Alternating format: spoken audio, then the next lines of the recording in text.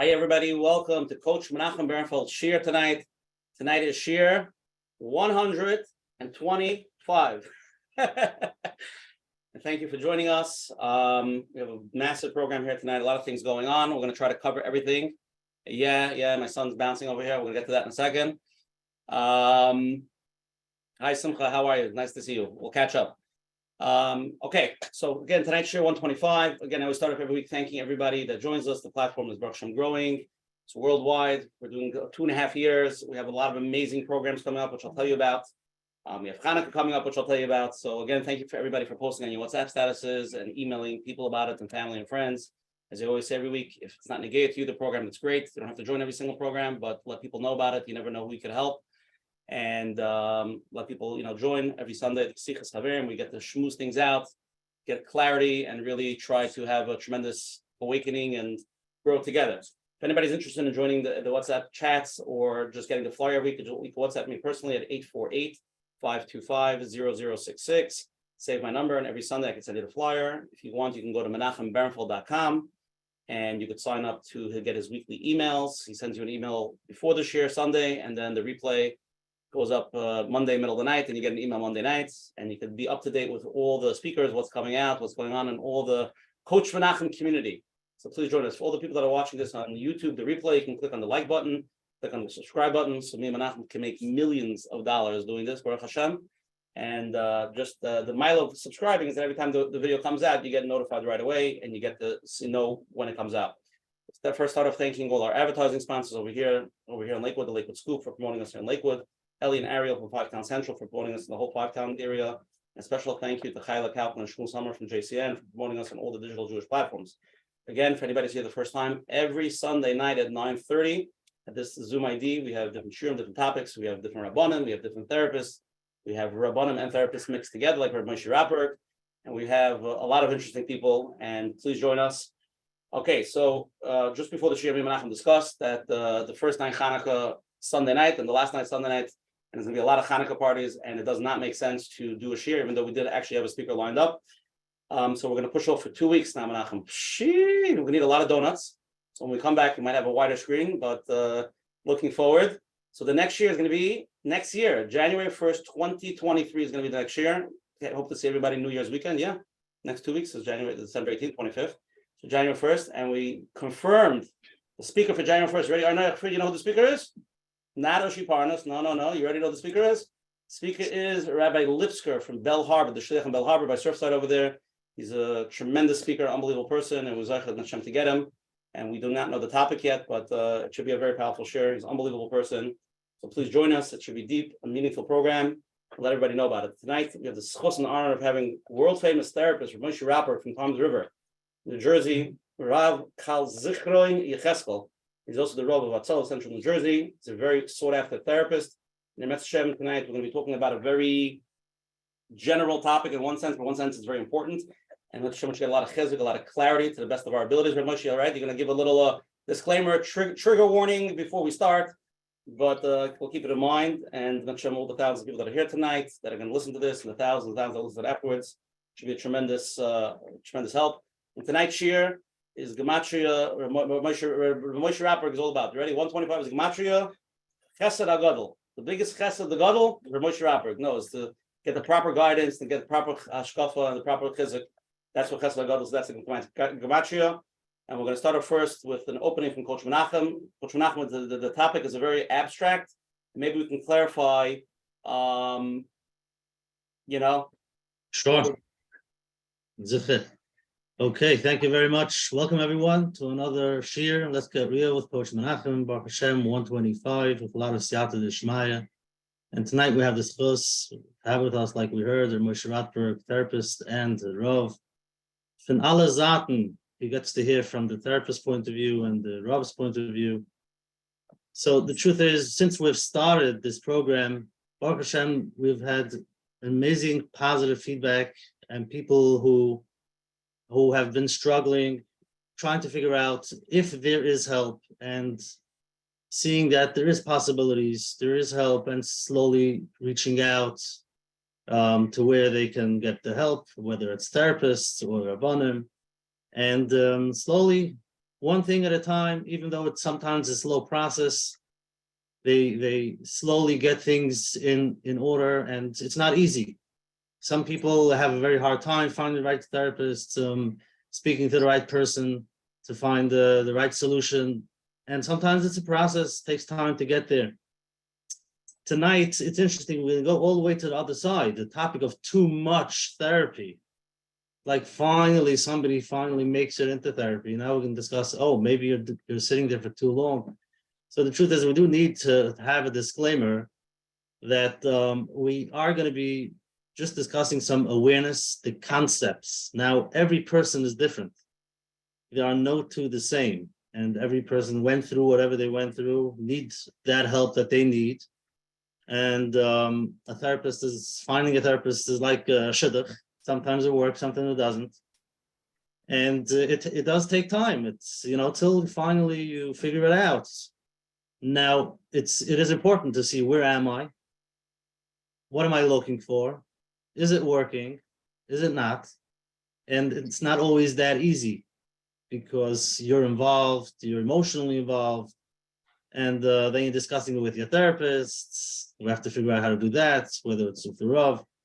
But we should keep in mind that tonight is an awareness. It's the concepts. Even if you hear, some negative things, it sounds like so negative, but for some people, they have to figure it out. Some people should do different, shouldn't, whatever it is. It could be very vague, but every person should have a place where they can discuss it, figure out where they are and what am I looking for? Am I getting the help I need? So Mitzvah Hashem, we should have a lot of Siyata D'Shmaya, and it's supposed to have with us Rabbi Moshe Rotberg to help us to discuss it, to see. A lot of the information is coming out of your office. So you see the things happening. So Mitzvah Hashem will help us, guide us, and give us the insights that we need. Shkoyach. Shkoyach, Coach Menachem, for a beautiful opening. We're going to get into it, Moshe. We have a lot of things to say over here. Another half hour and be ready. Okay, so tonight's topics to share what's titled, is there a concept of too much therapy? And then the follow-up on that is, what are the roles of Rabbonim and therapists, and can they or do they overlap sometimes? So this is I think a very, very important topic, and we want to try to really clarify it. I want to go through the sponsors first of all. Tonight's shir, first of all, my son is Yeshiva Gon Yaakov in Lakewood over here, is doing a big raise-a-thon, and all the parents are mechuyev to give a lot of money and make sure the kids raise tons of money for the yeshiva. So I'm doing my part. So everybody, please, anybody who has extra mice money, I'm sure everybody does, please, Menachem will email the links for the yeshiva. It's a tremendous yeshiva. My son's doing very well over there, very proud of him. So anybody could join, help him raise his 3 million, 4 million, how much he's raising, whatever, not a lot. Please join in and help, and thank you for that. Okay, the sponsors tonight. Tonight's share is sponsored by a company called Accounted Finance. Business success starts with having accurate reports and understanding of cash flow. Since 2017, Chaya Halberg of Accounted Finance has been helping businesses with internal system designs and training optimal financial clarity. Chaya's extensive experience as a CPA, professor, problem solver, and coach has helped her set up and restructure hundreds of accounting and bookkeeping systems for her clients, gifting them clarity and confidence to rely on the information to make critical business decisions. All users of the system receive step-by-step training to understand their roles and responsibilities to ensure accuracy of financial statements, payroll information, cost of goods, and all other aspects of the company. Chaya's also offers through courses of bookkeeping accounting staff to help them understand the entire accounting process. When training is done right, you can achieve excellence, accuracy through education. For more information, you can call or email her. Her email address is chaya@accountedfinance.com, and her number is 848-299-2467. Again, that's 848-299-2467. Menachem will leave out all this information. She's basically a person that comes into the business, sets everybody the roles, gets the books number good. It's like a closet organizer, like you have for your house. You need everything to be organized. That's what she does. She's excellent at it. And of course, she's a Coach Menachem dedicated community member. So thank you for that. And we'll send out all the information. And again, also the Kehila, Rabbi Moshe Rotberg, Kali Cheskel, Ms. Kehila has been zeicha to thrive under his amazing leadership. It was the sponsor here tonight because they love Rabbi Moshe. He's an unbelievable Rav, an unbelievable person. I know him personally back in the day, right, Moshe? Back in the day, pre-Rav, But now that we're here tonight, it was zeicha to have you. Thank you for joining us, the head of Hatzalah. The floor is yours, Rabbi Moshe. Open it up. So first of all, thank you so much, Rabbi Moshe. Thank you, Menachem. The last time I was on the show, I was shocked by how many people actually listen.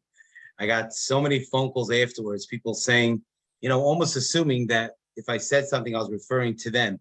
And I could not believe how many people actually listen to the show.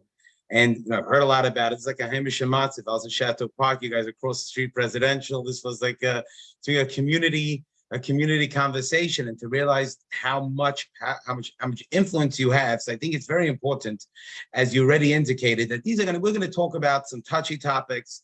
I generally, I don't have a great filter. I speak with passion, but that doesn't mean that anything may not apply to your particular situation. So as everything, everything you hear in life should always be taken with a weighted grain of salt. And I think that what you're doing, awareness, I hear so many people quoting so many different things from this program. It's incredible. Your reach is incredible, and HaKadosh Baruch Hu should help. They should continue doing amazing things. And the reality is, I think it's safe to say that when I went to go to social work school, I was in yeshiva, and I remember I turned to my chavrus and I said, who do you know that's a therapist in Lakewood, a male therapist? If I'm not mistaken, we were able to identify 5 therapists in Lakewood at the time. That wasn't so long. It was 2000, became a therapist, I think, in 2009, 2007. You're talking about a couple of years ago. I think there were 5 that we knew of. There are hundreds today, and they are all extremely busy. So I think to say that the concept that for the frum world was such a stigma, and there was so much denial, or not so much denial, lack of awareness. I think we certainly turned the corner on that to a great degree. And it still amazes me to say, when some people say, you're a therapist, I don't know anyone in therapy. It's a fascinating thing, because 20% of America is suffering with a mental illness, 20%. So that means either you only have like 8 friends, and therefore you don't know anybody, or your friends aren't in touch with they're not really telling you what's going on, or they should be in therapy, but they're not, because there's so many people suffering. And I think that untreated mental illness, and when we talk about mental illness, it doesn't have to be schizophrenia, bipolar, or something severe, which I must get help for. Untreated mental illness, someone who has anxiety, OCD, it could destroy a person's life, ADHD. These, people make light of it. It's not when it's light when it's someone else. When it's you suffering with that, it could destroy a person's life. And I think we did tremendous work. And I think this is where the balance comes in. People talk on, there's a conversation. Someone, a Bacher, told me he was going out with a girl, and the girl asked him, so, are you into therapy? And the Bacher said, what does that mean? Are you into therapy? I mean, to me, it's like someone saying imagine some girl asking a boy on a date, like, are you into surgery? Like, what does it mean you're into surgery? If you need it, then you're into it. If you don't need it, then generally people don't do surgery if you don't need surgery. And to me, therapy should be looked at as the same exact way. If somebody needs therapy and they're not going to therapy, they're silly. It's like someone who has a hernia and says, I'm not doing it because I don't believe in surgery. So the concept of not believing is a weird concept. And I think what people mean is the abuse that certain people associate with therapy, people that are overusing therapy, people that are people think they're being misguided in therapy. So I think that's the balance that has to happen. And the incredible thing is that today, Rabbonim and Rabbonim and teachers, they are probably the biggest referral source for therapists today. At least in my world, so many people are being referred by them. So that definitely, that concept is dissipating. I realized that we were turning the corner. I may have said this over last time. I was in yeshiva in BMG, and I'm going down one of the Bati Midrash, and I'm walking down the aisle. I want to go to the Oitz to get to Sefer. And I hear someone yell out, Rav Rotberg. And I'm looking across now, there's like 9 rows. So I'm going down one aisle, and there's like 9 seats to the next aisle. And there's someone there waving at me. And I'm looking at the person. I'm like, oh my gosh, it's a client of mine. And he's waving me, Rav Rotberg. And I'm nodding to him, like, yeah, I'll meet you in the back. And he points to his chavrusa and he says, das is Rav Rotberg, das is my therapist. And he's basically, that's my therapist. And I couldn't believe it. And I want to bury myself. And he's proud, and he come to this friend to the bank to schmooze with me. And I was, and this is a person that I'm not saying that's necessarily, that's what should happen, but you see that stigma, Baruch Hashem, is it's something which is dissipating. At the same time, I think we need to have a very, very important conversation about at what is that role of the therapist, and what are people using therapy for, and what is the balance of it. There are some major decisions in our life, which was always something where you went to a Rav, you went to some decision, you needed to go to the Gadol Hador, where you needed to go, not a Rav, even a very educated person, a person of pikach, somebody who was trusted to make these huge decisions. And today, I think so many decisions are being made with people, with their therapists, and we've, to a certain extent, stopped, and we've cut out a big part of our life, which was always in existence and always needs to be in existence, and it's impossible without it. And part of it is because Rabbonim don't have time. Rabbonim are extremely, extremely busy. They're dealing with so many different things. And I think that if Rabbonim would get paid $200 to speak to them for 45 minutes, maybe that would be different. But it's really, really difficult for people to have that relationship with the Rav to be able to really discuss it. But what happens is we have specialists in every field, but sometimes when someone's in therapy, they fail to realize that certain decisions, is very, very important, that it can't just be made in their room. We have to include other aspects of our life in it, and not to be so pigeonholed into looking at it in that way. So what I think is very, very important as well is that there are decisions being made by people which sometimes it's impossible to do alone in therapy, where there's such a much broader picture which has to be discussed. So I think this is a discussion we need to have, is how do we balance the two?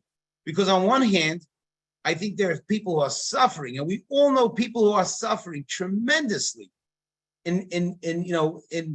with severe mental health issues, or not even so severe, but things which could get addressed. There are children who are failing in school, and they risk failing in life because they're not addressing issues earlier.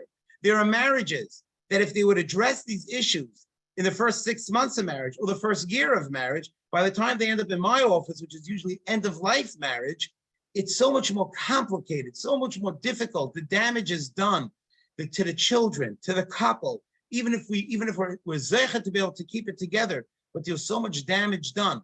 So on one hand, we need to get more people that need to be in therapy into therapy, and stop with the concept of you into therapy, you're not into therapy.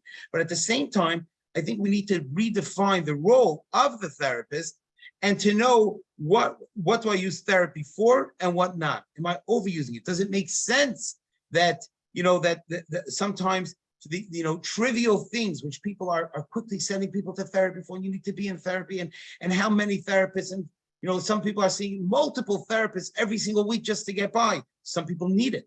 Some people rely on it and they can't survive without it. And for some people, it's something which probably it's something which has to be thought about and considered.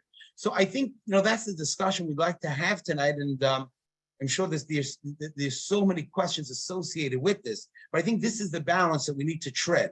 Is a therapist, is it Daster? Do they have the ability to make such tremendous life and death decisions? Now, often a therapist will say, I don't make decisions for my clients. I empower them to make their own decisions. There's some truth to that at times. And at times, people are relying on their therapist. So how do we balance the two? I think is one of the trickiest dances we need to have, we need to make, to be able to do. And if we don't accurately do it, people could really, really get hurt in the process. And we're not going to utilize therapy to the way it should and can be used. Rabbi Moshe for that opening. That's a very general, and a lot of questions came in. Menachem, I hope everybody tonight is going to ask the questions. Rabbi Moshe is here to answer the questions and to really get into it and clarify all the things we are opening with. And Rabbi Moshe will start with the polls, and then we'll get into it, okay? Let's see if the polls work on your computer. No. Here we go. 3-question poll. I want everybody to answer it to the best of their ability. 3 questions. Here we go. We're launching it. First question. In your opinion, the amount of therapy out there today is 3 options. Way too much, way too little, more people need more therapy. Or option 3, the issue is most people are getting bad or wrong therapy. It's just a question. Answer it how you feel. Second question. Who should be the main guidance upon making life decisions? 4 options. Your therapist, your Rav, yourself and your family. or option 4, therapist and Rav? From those 4 answers, who should be your main guidance upon making life decisions? Number 3, now that therapy is more openly discussed, more open out there, if you need therapy, are you comfortable going? 3 options. Yes, if I need it, I will gladly go. Question 2, no, still too embarrassed. Option 3, I'm on the fence about it. Those are the 3 polls. We're gonna get everybody to give your opinions, and then we'll share it, and then we will get into it. Again, if anybody wants to ask a live question, please text Asher Parnas here on the screen. The live questions go first. We'll try to get to all the questions live and all the texts that are coming in, and we'll get to it.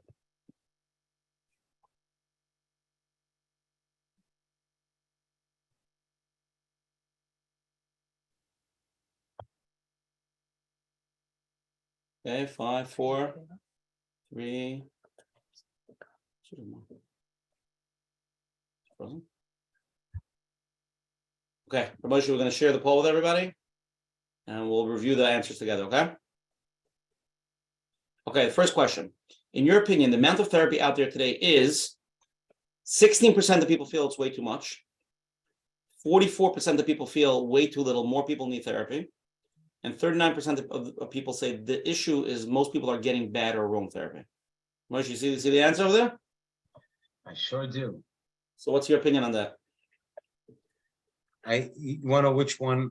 If you want to know what I voted for, if it's an anonymous vote or not. I voted for all 3. I voted for the third one. It's the issue is most people are getting bad or wrong therapy. Okay. Because I'm basically asking for your vote. Who should be the main guidance upon making life decisions? 0% of people felt it was a therapist. 21% of people feel a Rav. Most people felt yourself and your family should make the decision. 33% of people felt a therapist and a Rav. What do you think about 0% thinking they're a therapist? I'm very pleased. Okay, third question. Now that therapy is more openly discussed, if you need therapy, are you comfortable going? Most people said over here, 81% of people, yes, if I need it, I'm glad to go. 8% no, still embarrassed. 10% I'm on the fence. Seems like I'm ready to go. You're ready to go. Okay, we'll start with some questions. Again, everybody wants to text, please text, and let's get into it, okay? Moshe, First question. I've been in therapy for a few years with my current therapist, who I am very happy with. I seem to be growing with him mentally and in all aspects of my life. I make many major decisions in my life together with him. I discuss with my therapist all the problems, and together we come out with solutions, and he's my go-to person. Is this the appropriate mahalach that I should be doing? Wow. Okay. So obviously it's a very general question, which essentially comes down to all my major decisions. All the questions are meant to be answered generally. Okay. So, the question is, should I be making all major decisions with my therapist? Should my therapist be making my major decisions for me?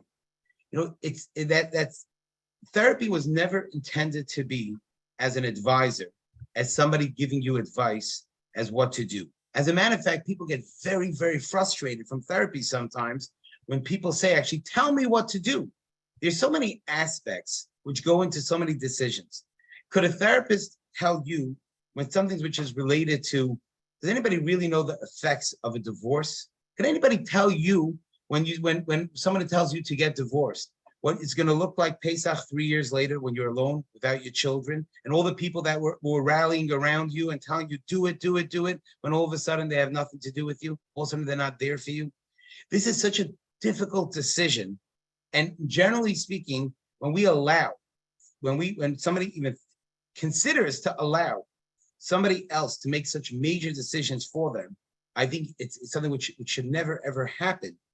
I think a therapist could empower a person to make decisions for themselves. But what about if the therapist has completely different hashkafas than you? You're talking about whether your child, should go to yeshiva or go to work. And the therapist is basically encouraging you one way or another based on their hashkafa. Are you able to tease that out, to be able to know what's their personal life, what's their hashkafa? It's something which we should never, ever, that's not what therapy is about.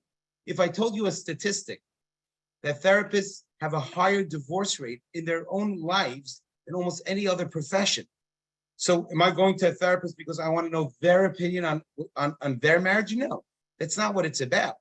So I think therapy needs to be so much more client-centered, where the person is empowering me to make my decision and is helping me with the skills I need to tease out what's normal, what's not. And very often, a good therapist, and when you're working together with good therapists, they're not making decisions for people. They're encouraging them to speak to a Rav. They're encouraging them to speak, to get collateral from other people. This concept of two people sitting in a room, when that person has so little information in reality of what's going on in the broader picture of your life, in your hashkafa and things like that, I think people need to take a lot more responsibility and not just put it on my therapist. And my therapist told me to do this, and my therapist told me to do that. So I think a therapist is very, very valuable and can save a person's life and change a person's life. But it can't be something that we rely on in that way. So I think, in short, the answer is it's great to process all major decisions with a therapist, but you need to know what is the limit. What is my therapist's place to say, and what's not my therapist's place to say. And when I need to go beyond therapy, when it's not a question of my therapist's opinion, when it's a question of something broader than that, do I have the ability to go beyond that point? And if not, it's a tremendous, tremendous danger. Moshe, we're going to go to a live question. Hold on one second. Click on mute again. Wait, you just unmute again. I'm muted you again. Unmuted again. Okay, you're on. Good. Yeah, we You hear me? Yeah. Okay. So I am in therapy. I don't feel it's helping. Aside from that, I have a question about a mentor who is male, is a rabbi type of thing. And I have a question of how can I know? One second. We muted you. Sorry, unmuted. Okay, Sorry. How can I know if he is safe? How can I know if he is trustworthy? How can I know if it is good for me without him having a license? I'll just share that he does charge like a therapist would, but he's not licensed. He doesn't call himself a therapist. He calls himself a mentor. And I feel like it's helping and I like to go. I just feel uncomfortable with the fact of so much is happening in the world today about abuse and stuff. And not only that, even if I'm not afraid of that, just in general, how do I know if he's a person that I could trust if he's not licensed? Okay, a few parts to that question. First part is, if someone is in therapy and they don't feel like therapy is actually helping. So one of the things to me is, if somebody feels that therapy is not helping, then therapy is not helping. Because if you don't feel that it's helping, to go week in and week out, and there are people that just have it, it's part of my schedule, I need to go. No, this mentor is not instead of therapy. Working on finding a new therapist is anyway on my agenda. Okay. I believe therapy can help, and I believe it has helped in the past. Right now, my therapist is not helping, but that's not the problem. Okay. I'm looking for a new therapist. That's nothing to do. Happens to be whatever. Right. Aside from that, I have hashkafic questions, and I have he just is a very smart person, and we talk about really smart things, and it's really helping me. It's just this fear that is always there that maybe it's a problem, maybe he's not okay, maybe he's brainwashing me, maybe he's gonna do something unsafe one time. I don't know. Right. So I will tell you, there's a few parts to this as well. Number one, the fact whether somebody is licensed or not depends on the scope of the work they're doing it. So if somebody is there as helping someone process something, and it's not in the scope of therapy, they're not trying to do things, when somebody says, listen, I may not be a therapist, but I know everything there is to know about mental health, very rarely is that true. Very often when people say, if someone sticks within their profession of what they're good at and what they're doing, it doesn't bother me. There are more Rabbonim, there are more Rabbonim, and there are more teachers that are helping people when they know that this is my scope. And it used to be in the olden days, people would go to who they go for advice for their therapists. They went to parents, they went to grandparents, they went to people they trusted, and they went to people who it made sense and it worked for them. So the fact that people are literally, Rabbonim will tell me, I'm not a professional, so you're not a professional? You're more of a professional than I am. For 40 years, you're working with children. You're a grandmother who dealt with so many children. That's not good that we've literally sidelined anybody who doesn't have a license. At the same time, there are specific issues that if someone without a license who's not trained to deal with something, so as long as that person knows that and he understands what's my role as call it a coach, call it a mentor, call it whatever you want, and he's sticking within that, then it's fine. The concept of the gender issue, maybe he's going to do something unsafe, is something which is terrifying. I know that in my own practice, I've over the years changed more and more and more. And you can't, I have, besides the video cameras everywhere, I try very, very hard now not to any more female clients. It's something which in this climate, it's so easy to even if unintentionally to cross the boundary, to hurt somebody, it's something which, again, it's not something which is preferred. All these terrible stories that happened were unheeded, things that went unheeded. So, it's not something which to me, in my opinion, is a lechatchila. Now, I do have, and I think that anyone that is, and even any therapist is going to have, they're going to speak to people from the other gender, whether it's within a marriage or hearing that things happen, if they're not keeping every single safeguard of yichud, whether it's video cameras, open windows, if you're meeting a woman, people that come in and out have the ability to, then I think it's something that, not because this person may be a problem, halacha was put in there for a reason, and even if it's even if it's not the letter of the law, the spirit of the law, would certainly be extremely careful with that, because it's something which in today's day we have to really, really be careful. So it's in an office that is attached to his house, and he told me that the door is open and people could come in and out, but never has anybody come in. And I don't know if I should believe him if the door is actually unlocked or not. Like, it probably is unlocked, but nobody's going to come in. Right. I mean, I personally, I'm not talking about any specific case, but in general, there should be a video camera, and if there's a woman there, someone should have access to that video camera at all times as well. I mean, this is 2022. We are still 2022. This is something we need to stop being, Monday morning quarterbacking and saying 2020 hindsight what we should have done. I think we need to be much more proactive now. Okay, here's another question that came in. My husband goes to therapy for years. The therapist won't speak to my Rav. Is this a red flag? I think my husband is there way too long. Shouldn't the therapist know if he can't help anymore? I think he feels threatened by my Rav talking to him. And this therapist was recommended by Relief. Okay. So, this question, I'm sorry, just so troubling on so many different levels, because again, I don't know the facts of the case, but let's just try to break this apart. Therapy is supposed to help people. And that means if a person is married and they have a spouse and that spouse has a Rav, why are people scared to communicate? I get this all the time. I'm dealing with a case and we will not talk to the Rav. Why not? If it's not a red flag to me it's a white flag. If you're not ready to communicate with all parties, just stop your job. And if the answer is, I don't trust that Rav, I have a terrible experience with that Rav, so have a conversation. But why? The reason why terrible things are happening, the reason why families are broken apart so many times is the lack of communication. Because to me, there's no excuse as a therapist. Now, my problem is I don't have so much time when people want me to speak to this Rav and that Rav, but I want collateral. If we're really looking for the best of this couple, of this unit, then why don't we want all the information we could get? These are people in integral parts of their lives. And sometimes it's, it's like, who's this Rav to tell me what to do? This Rav doesn't understand mental health. This Rav doesn't get it. That's not anyone's job. It's not your job to prove my Rav. And you could argue it's not my Rav's job to prove my therapist. But certainly to be able to communicate, if somebody's refusing to communicate, I think that's a serious question mark.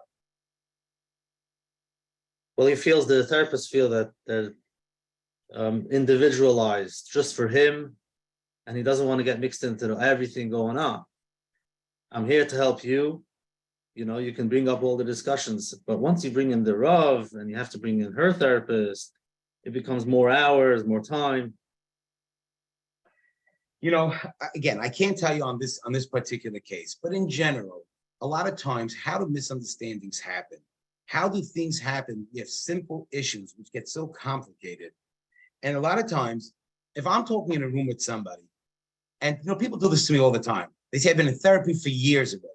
I tell them, you haven't been in therapy for years. You've been talking about your narrative for years to a therapist, with a therapist validating you for years. I want to pause you for a second. Is that okay? Sure. Okay, next question.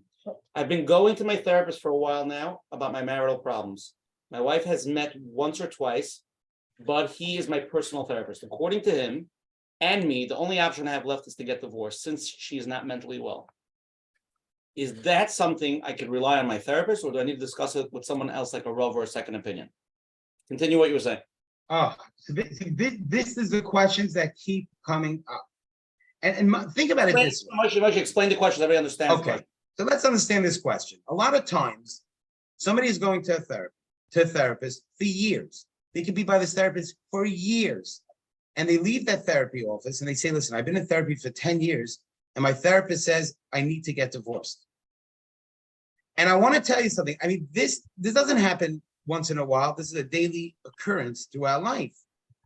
Now, this person wasn't really in therapy. Maybe he was. He spoke about his narrative. He spoke about his reality every single day without anybody seeing another side. I have a client who I've been seeing for almost 3 years. And he comes in all the time. I kept telling him, I never heard from your wife. I never heard from another side. And he refused. He absolutely refused. He didn't want to come, didn't want me to hear from him. I said, okay, because just know whatever we're talking here, there's a big problem. I've yet to hear the other side. There's unfortunately a situation in the family, and his wife actually came in with him, and I ended up having a session with him. It breaks my heart that 3 years of therapy, he literally wasted his time to a certain extent, because once I got collateral from her, what she's experiencing, and the same stories he was saying, how she's seeing it, it broke my heart.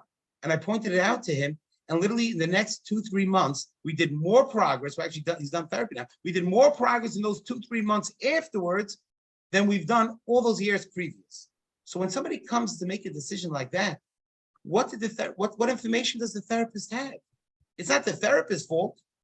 Therapists are not Nevi'im. I had clients who I saw for years, and then they did horrific things, and people told me, how did you not know you were seeing it? We're not Nevi'im. We only know what you bring to us. We can pick up innuendo, but that's it. We're not going to know what's really going on.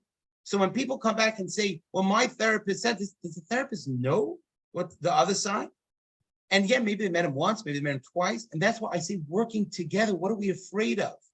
And this is the biggest part. And a lot of times egos get in the way. Sometimes it's privacy issues, confidentiality issues, because it's not the therapist's problem if the couples won't sign off.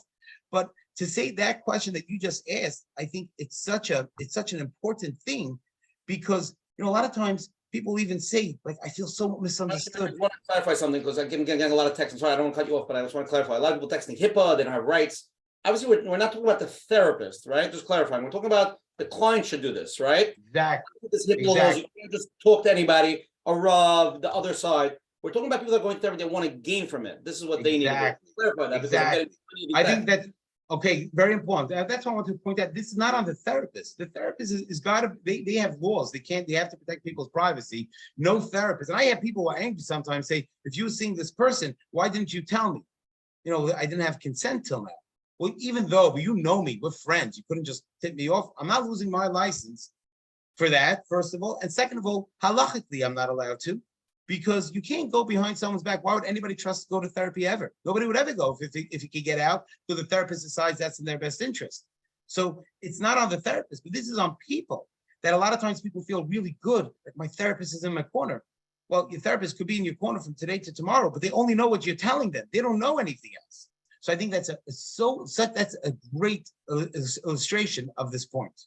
Well, what would you tell a therapist if he's seeing someone, they don't want to bring up anybody else, they don't want you to speak to anybody? What should the therapist do? So I let them know that what we're discussing here is a very unfinished business. There's a whole part of this that I may not know. I'll tell people, I said, it's very possible if I actually heard another side, that everything we're talking about here would be different. So I think that we need to at least be honest. The therapist can't force clients to do what they don't want to do. They could encourage them, but they have to at least be honest with them and let them know that this decision is really, I don't know the other side. So it's as good of a decision I can make as good of a decision you could make together with me without me hearing another side. And we have to be very clear of that. And continue session. It's one of those things as a therapist I hate doing, because a lot of times you wonder if you're doing more harm than good. But sometimes you have people who the spouse is abusive. They're suffering tremendously. By getting them involved, it can make things worse. This is their only safe space. This is the only place where they can actually be heard. And it's the only way they're able to go on. So I can't make that decision for people. So if somebody wants to do that, I will continue, because sometimes that's the right decision. But it scares me tremendously to know that when someone is using our sessions as information, and they're not going to talk to a Rav, they're not going to talk to somebody, beyond this conversation, not getting involved, a wife's therapist, somebody. It's terrifying, but at times it needs to happen that way. So it's not for the therapist to make that decision. You're saying there is a possibility that it makes sense that if they don't bring in other people, there is that option, but it should be discussed with the therapist. And you, as a therapist, is hoping that it's true, because you never know. Exactly. And sometimes that could be, sometimes having that allowing more elements to come in, being able to work through it could actually solve problems. And when the reason why therapy has such a bad rap, I don't think it's as much the therapist's fault sometimes as the people using the therapist. When people say, my therapist told me to do X, Y, and Z, and you'll talk to the therapist, say, what's going on? Of course, once you got consent, you say, listen, I had no consent to talk to anybody. This is information I got. So when people use that word, I'm in therapy, or my therapist, it's the consumer's job. It's a consumer's job to be able to truly be able to, to use that in the most responsible, effective, efficient way. Wow. It could be tricky. Okay, so here's another question. I just want to, sorry, Menachem has a question. Sure. I just want to clarify two things just to get to the clarity of this one point. So number one, in general, when somebody's in therapy, unless it's a very personal issue, does it make sense he should bring in every once in a while a spouse or somebody else just to, like, I guess, reconfirm, because it's like it's his little painting, his little version, and he's in his own self-therapy. So would it make sense, not talking about a marital issue, obviously marital issue for Shtetzach he should, but let's say he's dealing with different issues, does it make sense once in a while to bring in, whether it's a family member or somebody you feel comfortable with, to help give a different view of what they see going on? That's number one. Number two, somebody sent in a very interesting question. I want to bring it up also. Somebody said, if that's the case, then it needs to be all people involved. What do you do when a parent sends a teen to therapy and the therapist says they can't discuss with the parent? Just like, I'm trying to bring up those two angles, and then we can go to the next. Okay, so I want to tell you, I'm a very big fan of. When I meet somebody, I always say, I'd love to meet your wife. Come in for a session together, even if it's anxiety, whatever it is. About a month ago, I had this fellow that was by me, and I kept asking him. He had a lot of anxiety, anxious tendencies, but swore to me that there was nothing really impacting his life. And every time I would ask him, he denied it, and it was just like it didn't make sense to me. When his wife comes in, and I said, your husband seems to have a sort of a anxious tendency. She rolls her eyes and says, tendencies? Did he tell you how long it takes him to lock the door at night? And I said, no, tell me. And he like looks embarrassed after the ground. I said, no, it doesn't take me so long. I said, what do you mean so long? She said, well, it takes him about 20 minutes. He goes, no, not 20 minutes. It's down to 10 minutes. I'm seeing this guy for at least a year and a half. I said, hello, how many doors do you have? My house, I think I have like 13 doors, a bunch of sliding doors. He has two doors, lock. What does it take? And 10 to 15 minutes. And then she says, did he ever tell you about the bathroom? I said, no. What about the bathroom? She says, well, sometimes you go to the bathroom, you can be there for an hour. He says, no, not an hour. Exactly, not an hour. For something in the morning before davening. My alarms went off. I'm like, whoa. And I turned to him, I said, when I asked you these questions, what were you thinking when you denied it? And he says, I don't think it used to be bad, but now it's much better. So this is why this woman, in that 5 minutes, Just save this person 2 years of therapy. That and a little Zoloft, he's going to be fine. I mean, he saved his life. So to me, I love bringing in aspects because people don't know, people don't see everything about themselves sometimes. You know, an alternative view, what are we afraid of? Now with teenagers and clients, it is so difficult because on one hand, if I'm a 16-year-old teenager and I'm going to a therapist, and if there's a chance that this therapist is going to go back to his parents, why would they tell me it? Now legally, you know, the parents could say, I need you to tell me, and I'll always tell the parents, I will tell you, but just know that's the last time he's coming back to therapy. So that's a discussion, which it's very, very tricky because, you know, and a lot of times parents say, look, you know, I know you, you know me, you couldn't just let me know like quietly that my kid is doing X, Y, and Z. And I understand the parent, and they're not wrong. And if Chas v'shalom, my child is in that situation, the therapist didn't tell me, I'd be furious at the therapist. I would be. Doesn't mean I'd be right, but it means I'd be furious. So these are things. So what I generally do is I have the conversation with the parents beforehand and tell them, look, here's what's going to happen. Your kid is going to tell me something, and he's going to tell me. If it gets back to my parents, I'm never going to therapy again. Are you okay with that? And we discuss it. What are we going to do about it? Because this is truly a very tricky situation. Obviously, when it gets to dangerous things is one thing. And the other part is to give referrals to teenagers and start sending them to other professionals or telling them to do other things. That's already another whole other ballpark, which I think is more of a slippery slope. Here we're on to the next question. I've been in double session for the last 3 years. My husband has been uncomfortable about it for a while now. He keeps saying it's $500 a week. And what's the point after so many years? My response is, I need this no matter what the cost is. Do you agree that if a person wants therapy, they should always allow them to go and never restrict someone from wanting to get help? Wow. I mean, you write that in a way that if I disagree with it, that I'm mamish like I'm the biggest hater in the world. You don't make that in what? They need it. Yeah, if you need it, right. So I mean, the thing is like this. I think this is the double-edged sword. There are so many people who are struggling so much, and the spouses don't understand it. I have so many clients who get married, and their new wife tells them, I don't know why you're doing this whole therapy thing. You don't need therapy. And I know when they were dating, they were fine with it. You don't need the therapy. You don't need the medication.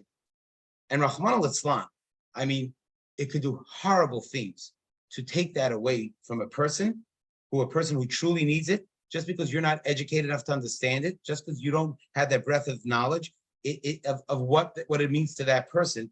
It's very, very dangerous. At the same point, you know, certain people have literally taken up therapy as being their best friend. So there's one particular client who I have, who I love this couple dearly. They're great, great people. You know, I would say they're probably in 7 sessions a week at times, individual once or twice, talking about thousands of dollars a week. And there's a parenting coordinator, there's a parent-child therapist, group family therapist, processing therapist. And you know what? These people are the most lovely people in the world. But talking about spending $60,000 to $80,000 a year on therapy, because we say that this is a need, or because it's what I need, doesn't make it a necessity. It means something I feel like I need. So I think, like everything else, we gotta have some ability to create some balance in this.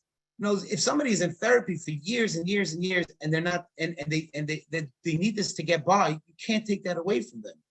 But when people have taken therapy to such levels, and it's just takes over their whole life. I mean, this particular woman told me that she spends like a big chunk of her week managing just the different therapist appointments and figuring out what went to where. I think a little bit we have to look in the mirror sometimes and say, for what? What are we gaining with this? And if we're doing this for years and it's not working, maybe time to take a step back and see what is going to work. So I can't answer that particular question. The answer, if somebody truly needs it, there's not even a question it can't be taken away from them.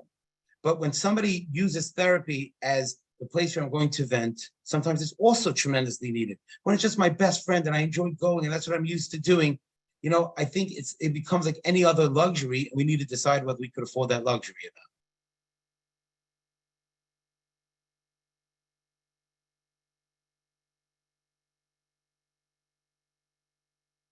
Okay, let's get to the next question, okay? Rabbi Moshe? Yeah, Maybe ask live text, there's a few people waiting, but we're gonna try to get to some of these questions, they're really good. I'm a newly married man. I've had a very, very hard and unhealthy upbringing. I started therapy Baruch Hashem right after my marriage.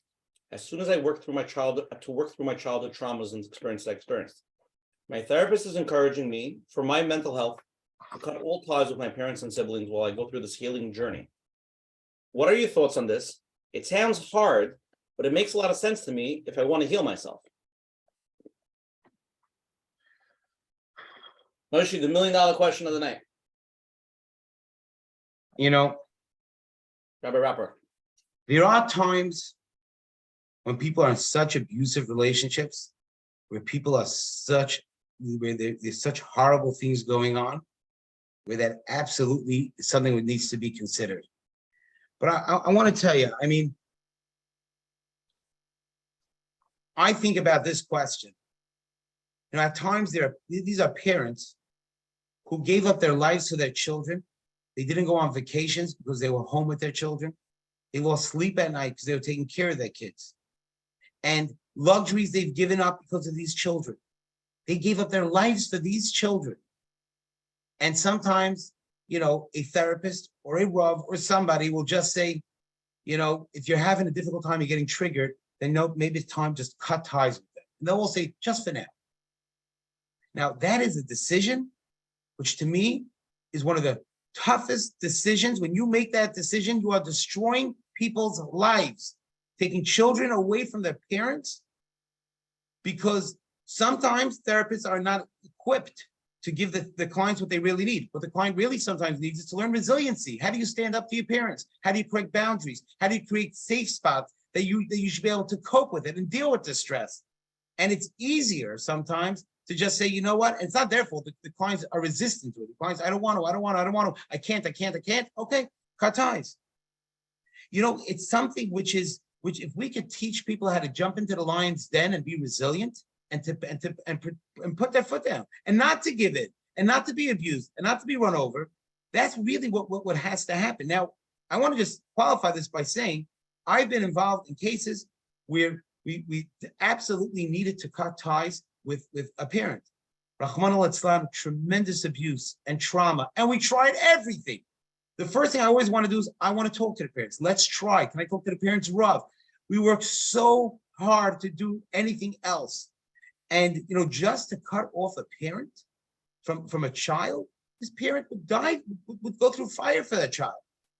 And then because of whatever is going on, people are so flippantly saying it. I think it's terrifying, which is not to say that it's not necessary at times. But I think the first thing is we have to approach this decision if the therapist as if it was his own child. If somebody was about to take your child away, what would you say? And people would say, well, why didn't you talk to me? Why didn't you tell me? Okay, so maybe we did. Why didn't you let me know? Why didn't you share? Let's say we did everything. So the next part is we try to build resiliency. We try to give the client the skills, and it's not on the therapist. Is the client ready to learn the skills, to learn how to go there and be able to handle it? If the answer is that there's no way to do it, so then unfortunately, sometimes these things have to happen. But that has to be not just a last resort. People have to understand the ramifications of that. These are parents from the children. Now, at the same time, those same parents who gave up, who'll do anything for their child, destroyed their children, caused them abuse, caused them trauma, that they're suffering their whole lives. And they're sometimes they even if they don't mean well, they have personality disorders. They're just people that are difficult people. And no matter what, they will not listen. Sometimes these decisions have to be made. But this is not a flippant decision. This is a decision I would always talk to a Rav first. Definitely talk to make sure that I dotted every I, crossed every T, that nothing that could have been done wasn't done. If the decision has to be made, is there a better way how to do it? Maybe a therapist can be in touch with the parents every few weeks, something that they shouldn't feel like cut off all the way. I don't know if it's going to help or make it worse. Let's just talk about this concept, this whole cutting off thing. It's obviously a big topic. there's a whole organizations of people that the kids don't talk to them, the whole thing after marriage. And so the question I guess Menachem was asking, if in those rare cases where it really is needed, shouldn't it be done with a mahalach that they have some type of connection, even if it's not a direct connection? I wasn't aware of this organization, but I want to tell you one thing. The most painful conversations I have with people, I deal with a lot of end-of-life crises, with a lot of Rahman al-Islam, people who have died, tragedies I deal with. The most pain I ever hear in my life are parents who were alienated from the children. That is the most pain I hear from anybody. And I really wonder, did we do everything we could do not to get there? And exactly what you said. Let's say the person is not healthy enough to be there. Please keep in touch. And parents tell me, let me see a picture of my grandchild. Let me know what's going on. Something. Is this a punishment or is this protection? If it's protection because I get triggered from this person because this person abused me, and whenever I go back there, keeps doing it, maybe that decision has to be made. But if that's a punishment, who are we to punish people's parents? Parents deserve basic, in my opinion, is almost never okay not to do those things. You would have to really give me a good argument why not to. Now, I dealt with a case recently where the right decision was not to. We met with the parents, Askana met with the parents, Rabbonim met with the parents. The parents were hiring private investigators to follow around the family. They would move, they would take pictures of them, and they would start questioning, going around to neighbors. These were very, very sick people. And we can say we did everything. We worked on it for 2 years. And at that point, no, these parents deserve nothing. Not a picture, not anything. We tried everything. They abused everything. In the majority of cases, to divorce a parent from a child is something which I think it's a crime. What goes on in divorces, just literally just cutting people away from parents. I don't see, and there are so many cases where it's better for the child because a parent is unhealthy. I'm not saying there aren't cases like that, but the flippant attitude towards it of just using one against the other, no one is winning from this. We're killing families. Okay, Moshe, we have a live question. You're on. Hi, you hear me? Yes. Yes. Yeah, so I recently saw 2 types of therapists for 2 separate but related issues, and thank God my spouse was very supportive. But overall, my parents were and still are pretty cynical of the whole therapy world, and they actually don't know that I went. It was kind of a recovery, like postpartum type of situation that I went through myself, and wanted to keep it within me and my husband for a lot of reasons. And now in hindsight, I'm happy I did. But my question is, because I'm in a much healthier place, I'm discussing it with certain people and trying to be a help to people who are going through similar things, or just letting them know that like I did it and it's okay. And if you're going through something similar, like don't be afraid of it. And I'm just trying to help people who are going through the same thing, not on a major scale, just like as a friend. And my question is, do I like for my parents, my parents still don't really know the extent of what I went through, first of all, and second of all, that I went to therapy, and I'm not embarrassed of it at all. My question is more just, do I open it up with them? Do I keep it on the low? And I'm saying I'm still considered relatively newly married. So this is like a, long-term answer. Okay, what a great question. This comes up all the time. There's a concept of a need to know basis. There's certain things that parents need to know, certain things they don't need to know. To me, it depends. Obviously, I don't know you, I don't know the details, but I'll tell you what some of the factors are to me. The fact that people have to sort of hide the fact that they're in therapy as if it's a shame, that they're embarrassed about it, as if it's a stigma, as if they're less than. I always tell people, and I believe this is true, the healthiest people in society are actually in therapy. The unhealthiest people in society don't have access to therapy, can't afford therapy, or aren't aware that they need therapy. So the fact that there are people that feel like, and not because you're shameful of therapy for yourself, you're not, but what are my parents going to think about me? How are they going to judge me? Sometimes it's very important for someone to say, I don't care. I'm not going to go for the rest of my life or for whatever, going to my parents with the chip on my shoulder as if like, oh, they don't know, there's something about me they don't know. If you want to go, feeling proud, there's nothing I'm hiding from you. If that's important to you, then absolutely you should do it. But you need to first go through the options in your mind of what's going to happen. If they are invalidating, sometimes they're surprisingly supportive. Sometimes they're surprisingly not supportive. They're mocking, they're invalidating. As long as you go through the scenarios in your mind and you could handle, what the possible downside is, then it might be the right thing to tell them. Now, if the upside is not that big, I don't really care if they do know, they don't know. It's just another aspect of my life.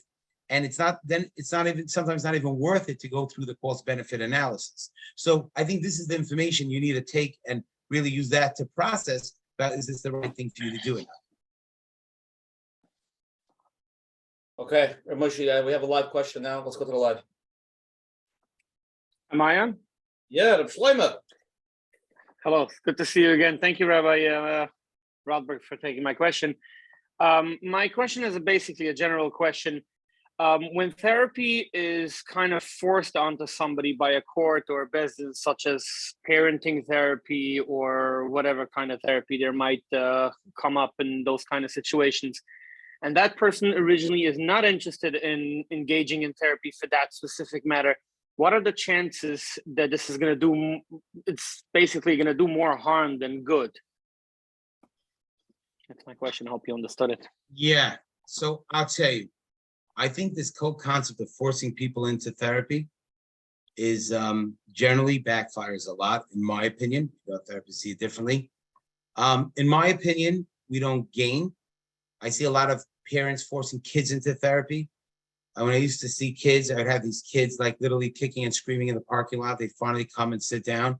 And I'm like, who just won? Like, what is the point of this? This is really going to be a great conversation.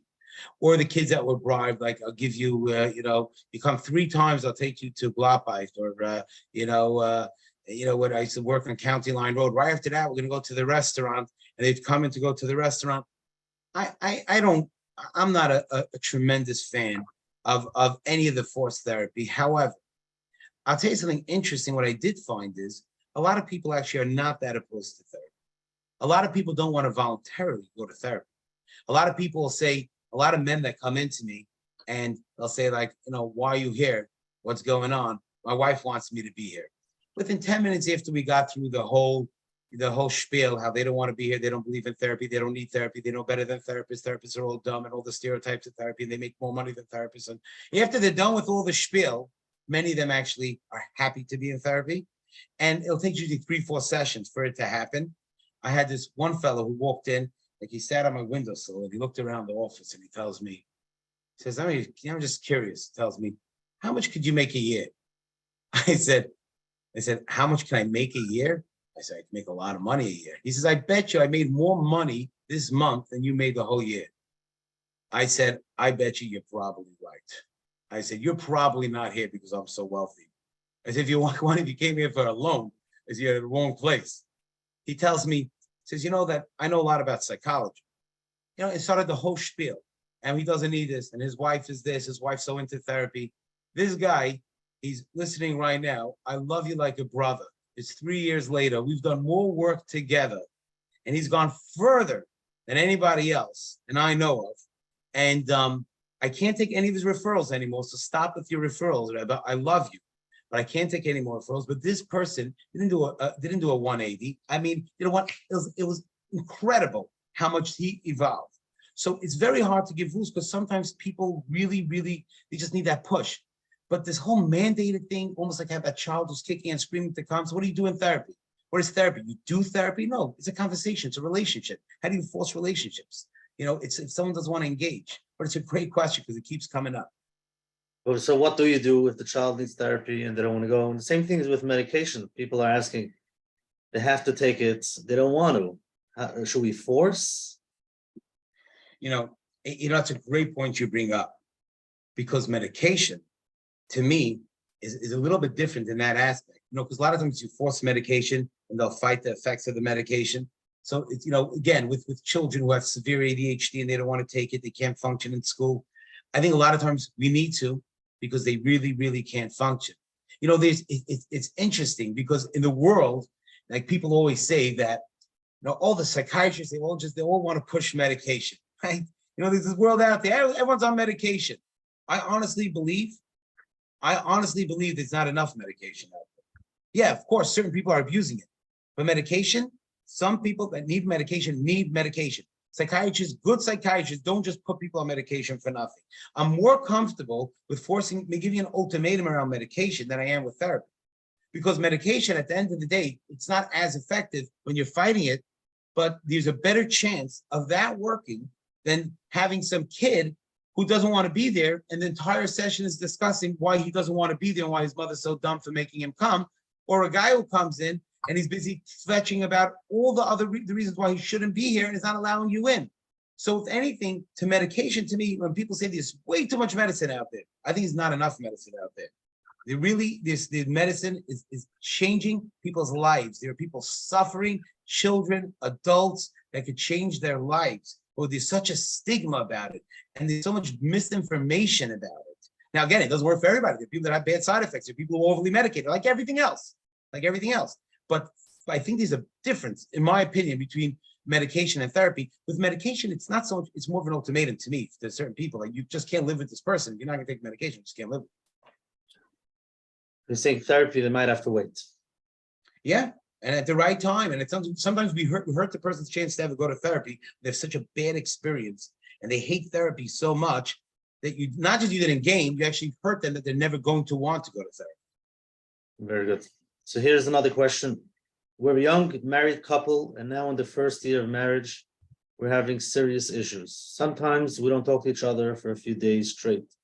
My husband davens in a local basement shul with a new young Rav. I'm not familiar with therapists or rabbis or anything. Plus, this is extremely embarrassing. Should I go with my husband to this Rav to discuss our issues? I really don't want to. Wow. Okay. So obviously, again, general question. I don't know who the Rav is. Obviously, we don't know what the scenario is. But you know what's amazing to me? When there was a question in Lakewood, and I think it was in 1976, I believe it was, around then, there was a question of Siamese twins, right? Siamese twins is a couple from Lakewood. The baby was born in Monmouth Medical, and they actually chopped the babies to chop. They needed to do surgery where one baby would die, one baby would be saved. And actually, the Dr. Cooper, famously ended up being the Surgeon General, did the surgery. When they had a shiloh what to do with that baby, I don't know who the Rav of Lakewood was. I don't know, it was probably Rabbi Abadi, whoever it was at the time. He didn't answer the shiloh. They went to Rabbi Moshe Feinstein. And because they understood that certain shilohs, you can't go to the local Rav. I think people don't understand that if you go to the typical Rav, he may know Hilchos Shabbos very, very well, may know Basa B'Chalav. But if you ask him a complex question about ribbis, it's just not his field. He may be a really nice person. So if you don't have that information, who is the person? What does he know? Just because a person's a Rav doesn't mean that this is what he's good at. It doesn't mean that that's what his specialty is. So imagine like you went to, you had somebody that was, he was having real difficulty breathing. And he went to a podiatrist and says, look, you are a doctor. So you're a doctor. So just tell me, just listen. You went to medical school. You got to know something. It's a silly analogy because nobody would even think of it. When it comes to Shalom Bayis, for some reason, people just have that tendency to do what's most convenient and most comfortable without even doing some serious, finding out anything. Now, I'm not saying sometimes you can have a conversation and you get a sense whether this person really has experience, does he understand? But this fact that we give up our lives, and we're putting our lives in people's hands that we don't know, we don't confirm or anything else, whether it's therapists, whether it's Rabbonim, whether it's anything else, it's just terrifying to do that. Shouldn't they go to the local rabbi? I'm saying, shouldn't people start there? Where should they start? With No, absolutely. They should definitely. They could definitely go to the local rav and say, "Look, this is what's going on. Do you have experience in the field?" They may say, "No, I don't have experience in this field," or they may say, "Call relief." Now, by the way, you mentioned, someone mentioned before about a therapist referred to by relief. Relief can't take responsibility for everything, that any therapist says.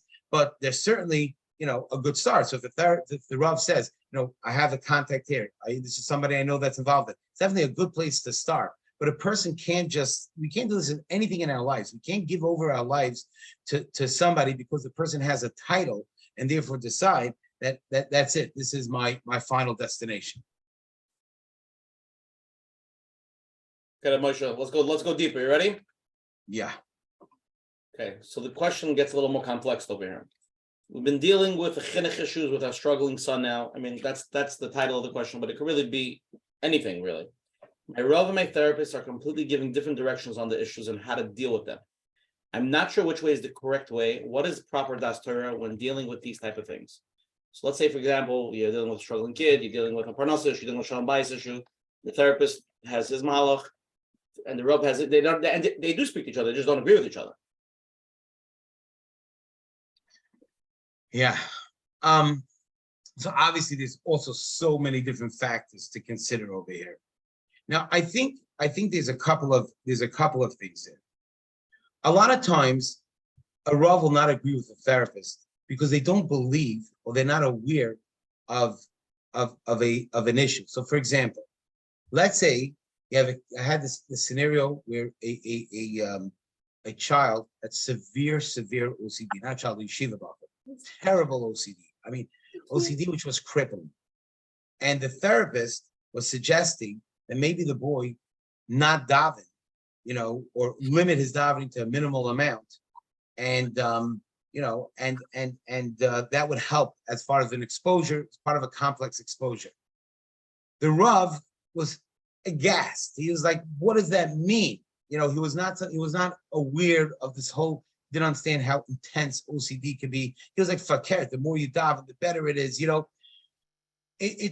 Sometimes you need to know whether the breadth of knowledge is they're on the same page. So, for example, the same way if I went to if a doctor told me I needed to do surgery, and my local Rav told me don't do the surgery, I'm going to listen seriously to the Rav if I trust him and respect him. What does he know that I don't know? What do I want to look out for? Of course, I'm going to take that seriously. But if he tells me on a medical level, I'm a person that read up a lot, and I think that you don't need this surgery, it wouldn't be within the realm of das Torah for him to tell me not to do the surgery. Where it's more complicated is where the two worlds collide is where there's an overlap. Where a therapist is saying, like, what's the big deal if your son's not going to sit in yeshiva? So go to work. Now, maybe that's fine for the therapist, or maybe it's not. Is that the therapist's role? So we really need to know when they're not agreeing, what are they not agreeing on? Are they not agreeing in the modality of therapy, what works and what doesn't work? Are they not agreeing on is it a hashkafa issue that the therapist thinks that hashkafically this is good and the Rav doesn't? So you have to know that before you even address this question. But one thing is for sure, whenever I see that there's strong opposition and two people I respect and they're opposed, I'm certainly it's going to be a red flag to me that I really want to look into this better. Let me ask somebody else. Let me get a third opinion. I want to think this over. So I think it's hard to answer the question because I don't know exactly what the arguments are about. But I think these are the factors that have to be considered when you're talking about such a question. So here's another one. I am not into therapy at all. My wife is very into it and she's pro-therapy. My simple question is at what point do we go to a therapist? And what point is it premature or an overkill? How do we know when dealing with any issue, when there arises, what level is needed, therapy or Rav or anything else?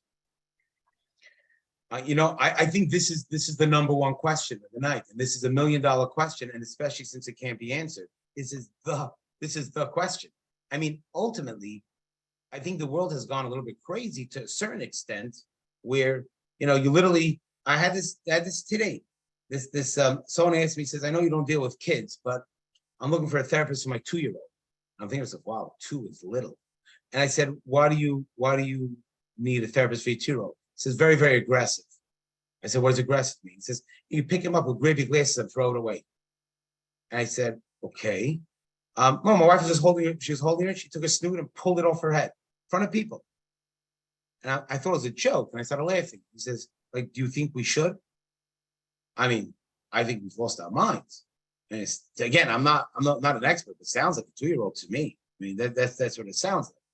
I think we've come to a place in society where we think we fix everything with therapy on one hand. So for example, Rabbonim, who don't want to deal with certain cases, which they used to, they just send to therapy. Because sometimes Rabbonim are so overwhelmed. They just say, just send this kid to therapy. Rabbonim. I think a lot of times Rabbonim can't handle it, so just go to therapy. Now I think that so on one hand, there's a tremendous abuse of that. To me, we go to therapy when one or two things are happening. So let's say as with a child or something like that, I think we want to know what's normative behavior. And I think before people talk about where, we want to know, do we have a goal? Number one, why am I going? What's my goal? And is this a normative behavior?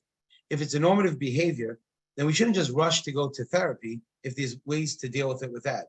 If it's not, and it's affecting our life, and it's getting in the way of our life, and in a way which is not a normative way, then at that point, I think we need to interview a therapist, because so many times the therapist will say, well, yeah, this is an issue, but there's not much therapy you could do for this. Or I could do this, but you probably could do this on your own. So I think that's the gray area where we have to start being a little bit careful, that we can't just take everything and just run it and just run to therapy with it. We have to be able to take a step back and ask people, and try to get a sense of what's normal, what's not, and speak to the therapists themselves. Therapists will generally be very honest with you. And if you say, I insist, I want my kid to go to therapy, therapist will say, fine. But if you ask the therapist, do you think my child needs therapist? None needs therapy. Many therapists will say, to be honest with you, this seems like something you could try to deal with without it. So people just say, I'd rather be safe than sorry, go to therapy. I don't think safe than sorry going to therapy. I don't think that's necessarily the case. I think what's happening more is cases of trauma and abuse. I had the most horrible, when I started working in private practice, I started working for Matis Miller. I believe he was on your program. And the first kid I saw, this story blew my mind. See this kid, really sweet bacher, and he starts telling me about shadows, about fear, going off the derech, and he's not sure when, what. And I'm trying to get him. I said, so he had issues of emuna. It was my very first, and the second teenager I saw. And he keeps bringing up to me that he has these thoughts about going off the derech, and he doesn't know when it's going to happen or what he's going to look like. And I started exploring, do you want to go for derech? He's like, no, I don't want to. Then finally, after 4 sessions, he goes, I don't understand why you don't understand what I'm talking about. He pulls out a crumpled piece of paper from his jacket, and he hands it to me, and he says, read this. And I read this. It's an article from one of these magazines, which was dated 2.5 years before I was seeing it. And it basically spoke about a story about a boy that went through trauma, boy that was molested, and how he ended up going off the derech. This kid was convinced for 2.5 years that he is going off the derech because he read in all the magazines that that's what happens. So now there is a stigma in the world that if something happens, then we need to go to therapy, which is a lot of the therapy that's getting pushed. There's a resiliency factor. I think it's horrible what we do to people. People suffer, and then we insist, you mean you must be in therapy? You have to. Some people do, some people don't. There's a resiliency factor. And the fact that anything traumatic that happened to a person that nobody could recover, they can't be normal if they're not in therapy, is a disservice. It's not fair. There are people who are doing great. We don't need to stuff them into therapy. Now, there are many people that need it. And a lot of times people say, deep down, he needs therapy. I don't know if it's that deep down that the person doesn't see it and they're doing fine and they're resilient and they're doing well. Who said? Why? Who made these rules? And so the question again, circling back to your question, is at what point do we go to therapy? Is first of all, if the person is doing well, but we're just afraid that they need therapy, they must need therapy. If something happened, they must need therapy. They saw something, they were exposed to something. That's not always the case. And number two is, let's speak to the therapist first and ask them if they feel the person needs therapy, or you're pushing your agenda or your belief or your goodwill on them, but it's not necessarily the case. If the parents and the Rebbe, they don't have time, deciding that we're going to send them to a therapist to take care of it, what would really be the downsides? Nobody's helping him out. Let the therapist help him out. Yeah, I mean, the fact that we've taken the role of a parent and given it over to a therapist. A lot of parents have that attitude. It's just alarming to me. I mean, when people think that they're going to abdicate their responsibility to therapists, and that's going to fill that role. Now, by the way, when I used to work with kids, there were certain kids that did not need therapy at all. But that 45 minutes a week I spent with them, one-on-one, giving them attention, may have been the only 45 minutes a week that anybody ever paid attention to them. And that was worth it just for that. So there are many cases where that's actually a good idea. But parents that say, look, just why not? Because, I don't have the time to deal with him. This kid has all these questions. I mean, if that child doesn't need therapy, he just needs a parent. And you're going to take that child and say, okay, I'm abdicating my responsibilities as a parent to the therapist. That's something you got to think that through. Rabbi Rotberg. Okay, you're on live. I want to know, I'm divorced. I have a child that has many struggles, especially in school. He's on medication, but the issue is that his father is very upset that he's on medication, and when he talks to the child regarding therapy, he talks very negatively. What would you suggest in such a case? So obviously, again, I don't have all the facts, and I don't know all the factors to be able to tell you exactly what to do. But I'll tell you like this. It's so hard for people sometimes to go to therapy. It's hard for them to be on medication. And they know that it's, some of these kids, they know it's the right thing. They know it's helping them. You have a child with ADHD, for example, who's suffering through school, and he's on medication, and it becomes easier. He knows. I think that a lot of times, instead of trying to protect them, talking to the parent, don't say this, do say that. If we could level with the kid and have the conversation with him to explain to him, and if you have any questions, does it make sense to you? Explain to him and try to strengthen him that despite what's being said, that he should not be affected. He should be confident in that decision. I think we're generally going to do a lot better by keeping that kid, giving that kid that strength to do that than trying to do anything else, and having an open conversation, pros and cons, and sometimes saying, if you have any questions, we could ask somebody. I had a parent that called me. I wasn't sure if it was as a Rav or as a therapist. The kid was on medication. Someone told him something negative about it. We had an open conversation with the kid. I spoke to the kid for a half hour. It was a great conversation. Now, I wouldn't be available always, but there are people out there that can. So I think instead of, deal with it head on. I like dealing with issues head on, having the conversation with the kid. This is what your father's saying. This is what you're hearing. What do you think about it? How do you feel about it? Is there anyone I could ask to make you feel more comfortable? Is there any more information? I think that's an important thing. Okay, Rabbi Rotberg. Let's get into this question. We touched upon it, but we didn't really get into it. I've been in therapy for 6 months, but I'm not seeing any progress. And my therapist says we are doing great and keeps on ending off every session. Wow, I am so impressed with your growth. You're doing amazing. So it could be he's right, and I'm just not seeing it, or he's really not helping me at all. What's your advice on this issue? I had a client who came to me once, and he was at that point, he was in therapy for multiple years. I'm talking about 3 years, 4 years. And I started talking to him. I said, I figured the guy's in therapy for 3, 4 years. Like, what am I going to do for it? I started telling him the basics of CBT, and he was like shocked.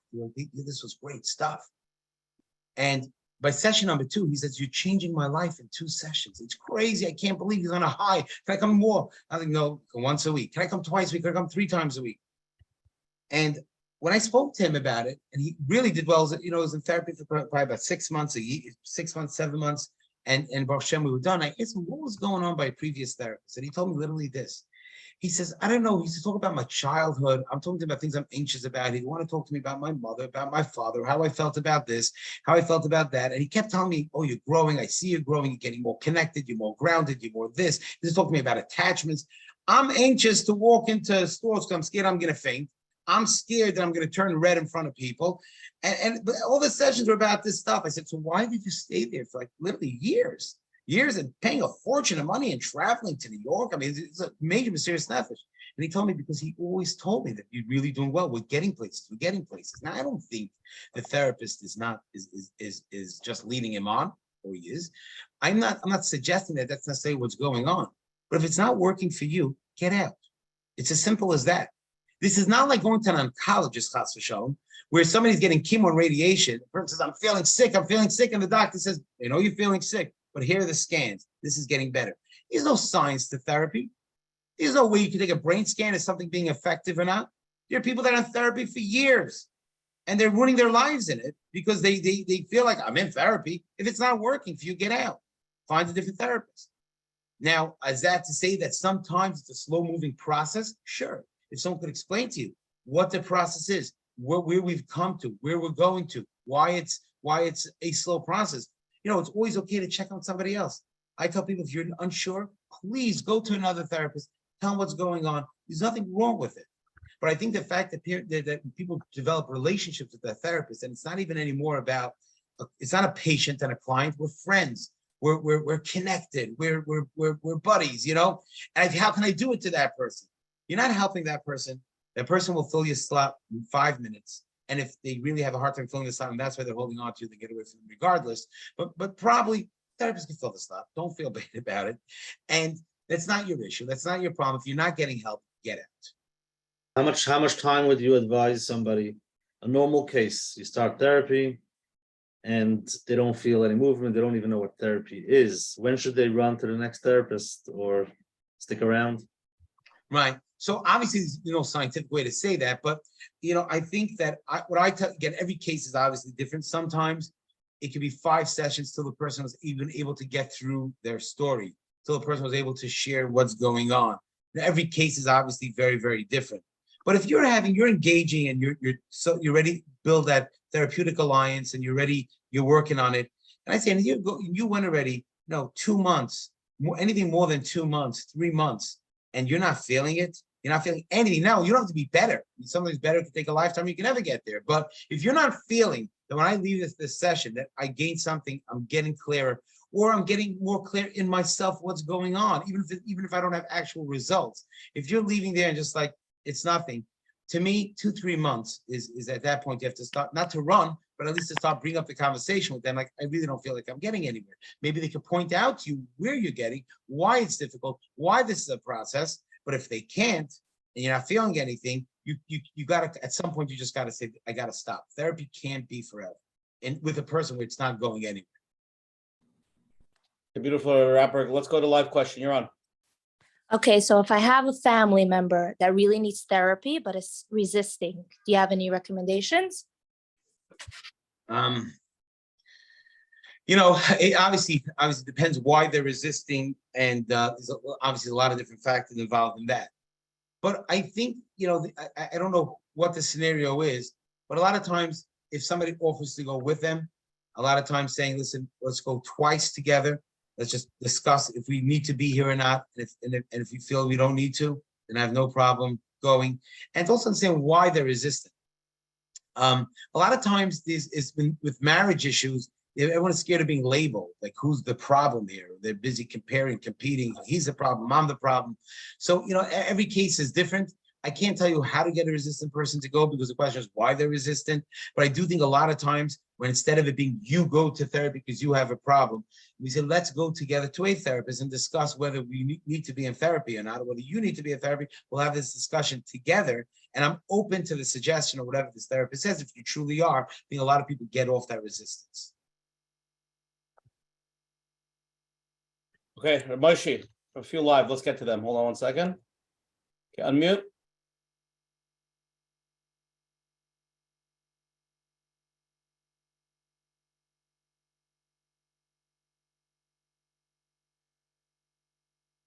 Just waiting for them to unmute 1 second, Moshe. Okay, Yes, you're on. hi. Do you hear me now?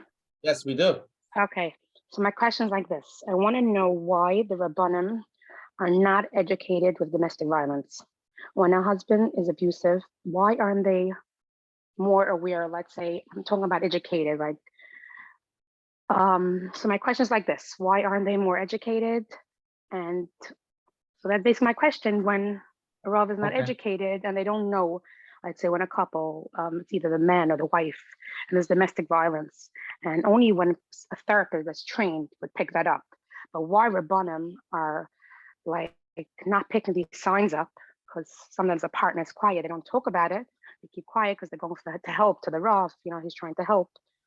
So basically, it's so that's basically my question. Why Rabbonim not more trained and pick these things up? Because there's a lot, unfortunately, going on in our community. So I want to hear what you say.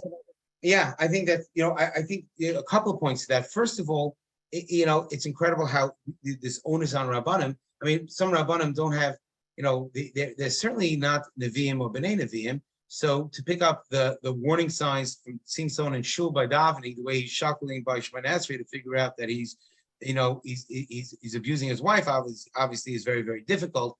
I don't even think, I don't think there is a certain, this is when you see this about a person, then he's probably abusing his wife, which is incredible, because a tremendous amount of domestic violence in our community is actually women to men as well. So how would you even be able to, what is the, sort of, this is the profile of domestic abuser? It's very hard to know. So I'm not sure how, if I was educating Rabbonim, I wouldn't know even what to tell them, how to identify someone who is, who's a violent or an abusive person. I'm an abusive person, no, but who's a domestic violence, who's a perpetrator, victim. I'm not really sure how I trained them. I think the other part is very important, which is that if somebody actually says and comes forward and says this is going on, a lot of people can't believe it. No, I know this person so well. I see him in shul. He's so ehrlich. I see him daven, the way he interacts with people. Everybody loves him. So if everybody loves him, it must be that he or she is making it up. Right. That part, I think, is the most important thing that we need to be able to train for Rabbonim. I don't know that there's a litmus test to be able to profile who looks like a domestic violent, a domestically violent person. I don't think that's a big onus to put on people, but I think at least to be able to, when the information comes to them, to be able to open up that conversation, to accept the possibility that that's going on. I think that's the first place we should focus on. Right. Can I ask you another question? Sure. Okay, but I want to know why Rabbonim cover it up. A lot of times they end up covering up that there is signs, and they kept them just go back and try. That's what they keep telling the people. So it's a big problem here. Unfortunately, I know a lot of people that just end up living an abusive marriage, continue because their bottom says just go back and try. Yeah. I guess if you want to know the reasons why, I'll tell you sometimes I guess maybe it's because they're uninformed about what's going on. Sometimes they're not equipped to deal with it. They just don't know what to do. I'm not sure who you report these things to. These are very, very complicated cases, and every single case is different. So I can't sit here talking about why Rabbonim do or don't do something. The Rabbonim that I know are some of the most dedicated people in the world. And if they hear something like that, they will reach out, they will try. But there's very, very limited scope for a Rav to be able to do something in a lot of our communities. So why people are covering it up, I'm not sure who they're covering up to. I don't know why they're covering up. I need to know more information. I don't think there's never been a Rabbonim meeting lately where they discuss how do we cover up domestic violence. I think on the contrary, I think there was, you weren't invited maybe. But I do think there's been a lot of discussion of literally how to deal with it. And when people who sometimes powerful people in your community, people who are influential, people who are wealthy, people who are people of power, what do we do with dealing with that? I think that's a lot of discussion of that. So it's hard for me to answer such a general question when a blanket statement is made about Rabbonim and why. I have to know when, I have to know where, I have to know why. And even if I did know, I can't answer for many, many people. I think Shalom Task Force, they deal with domestic violence, and I think it's something, Asher, we have to bring up one day on the show, to where people should go to understand, guidance. Yeah. Yeah, they should be going to Rabbonim. I think Rabbonim, but a lot of times, she wants them out picking up those warning signs that they should be able to pick that up. Again, I'm not aware of it, but I don't know that there is some sort of litmus test or profile to develop for that. But a Shalom Task Force has it. Okay. I want to take it.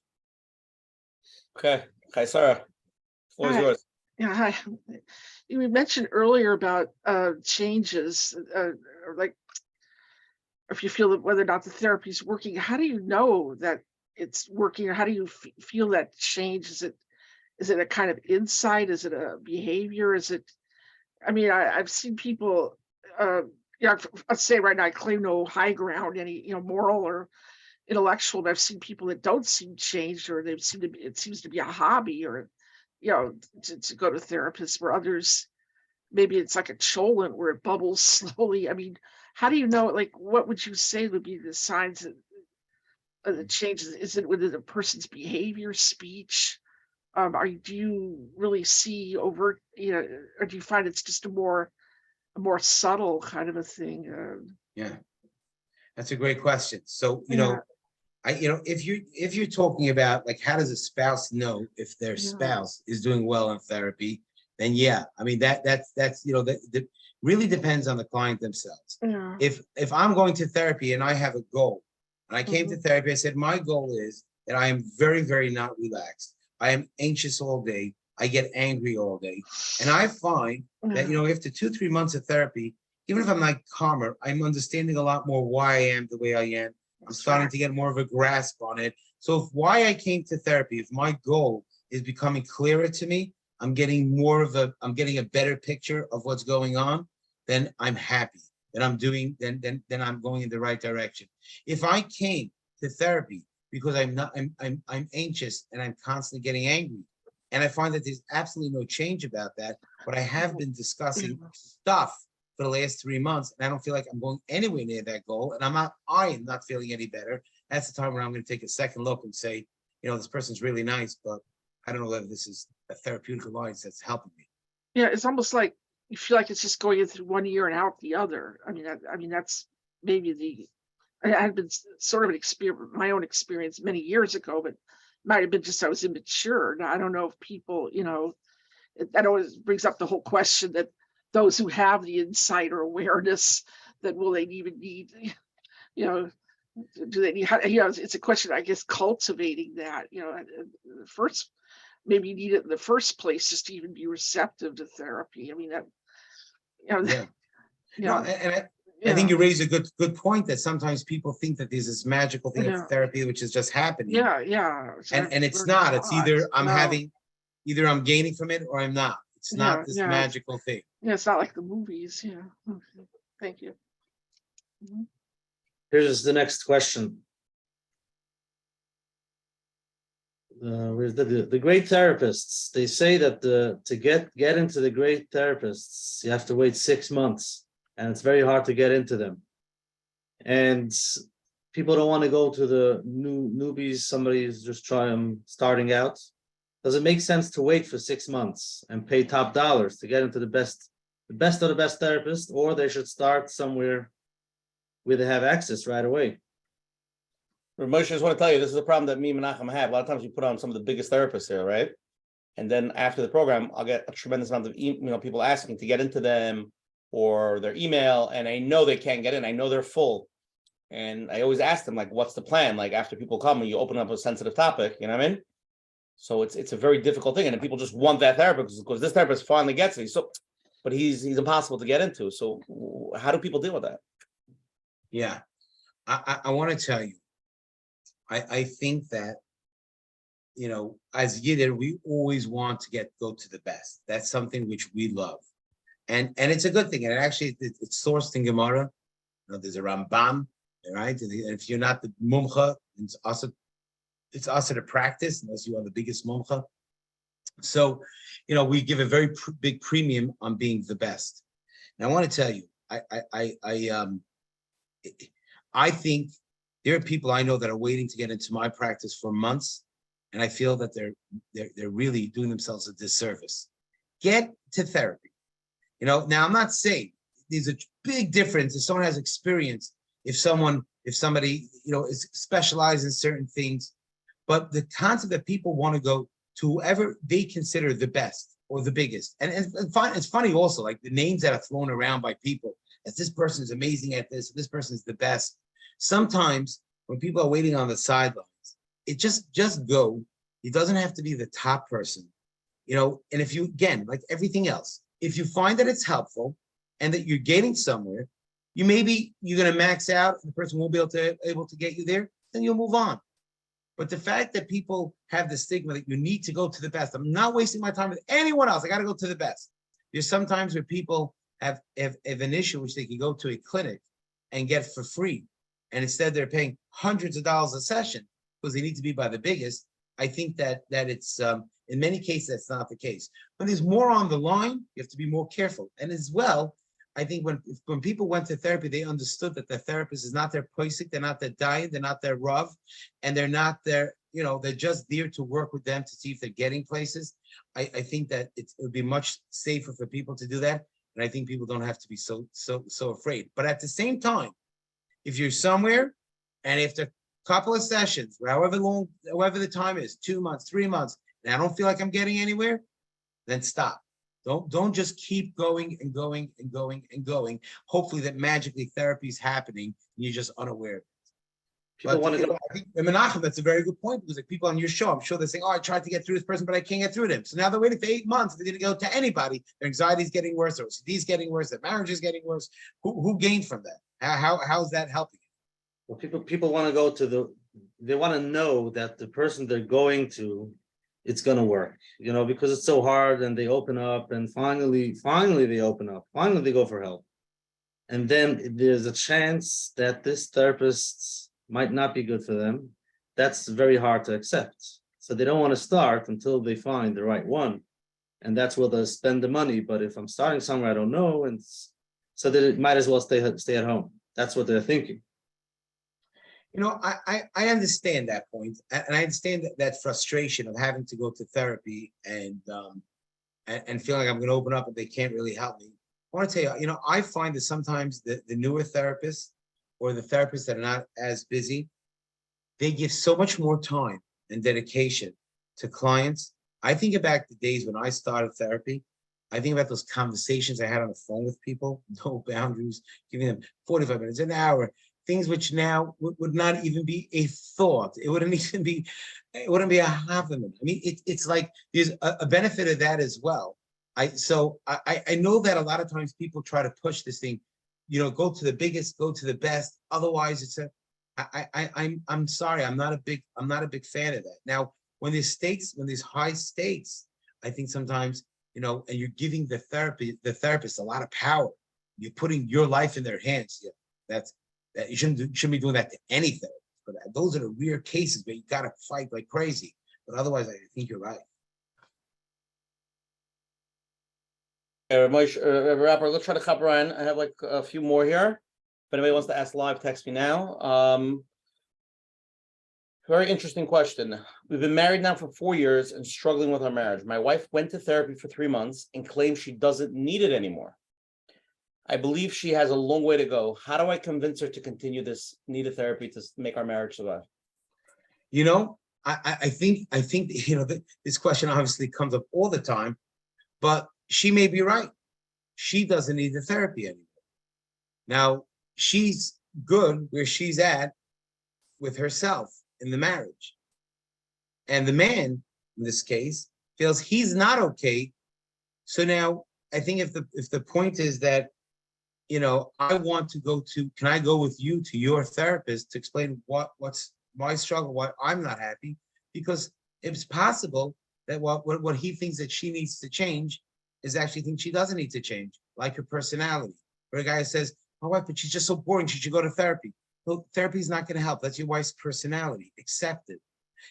Or on the contrary, maybe when he goes with his wife to her therapist and describes that, my wife is like most nights, she's just sitting on the couch and on her phone and she doesn't interact. And the therapist is like, oh, well, that never came up in our conversation, So that's a classic case of his wife probably is fine. And it could be that she's being validated all day by her therapist who's reinforcing that she's doing a great job. So I don't think it's about his wife. I think it's like, look, I'm not happy in this relationship. Can I go with you to discuss it with the therapist about what's going on? And we can have this discussion together. I've almost never had a transparent conversation with all parties and people could not see eye to eye on the basics of basics. Now, even if the answer is she doesn't need therapy, he has his issues, but it'll help, but the therapist will be able to help her, to be there, to understand him or whatever. this is so helpful in that regard. Okay, Moshe, I have one more question over here. Somebody else might want to ask live, and then we'll go to closing, okay? Yeah. I've been in therapy now for 6 years, and I don't believe my Rav understands my situation. Even after speaking to him and trying to explain it to him, I don't feel comfortable that my therapist speaks to my Rav. What would you advise? So the question is a little different than the other ones. Over here, there's a Rav that whatever it is, his mahalach or his old school or whatever it is a certain way, and the therapist is good and they speak to each other, but he just doesn't understand this particular struggle that I'm dealing with. How do I go about that? I hear this from Rabbonim a lot of times, from different Rabbonim who will say something like, I don't believe in addictions. And I said, what do you mean you don't believe in addictions? Do you not believe that there are people that are addicts? Nah, Taivas, Bali Taiva. You need 12 steps, you need 2 patch.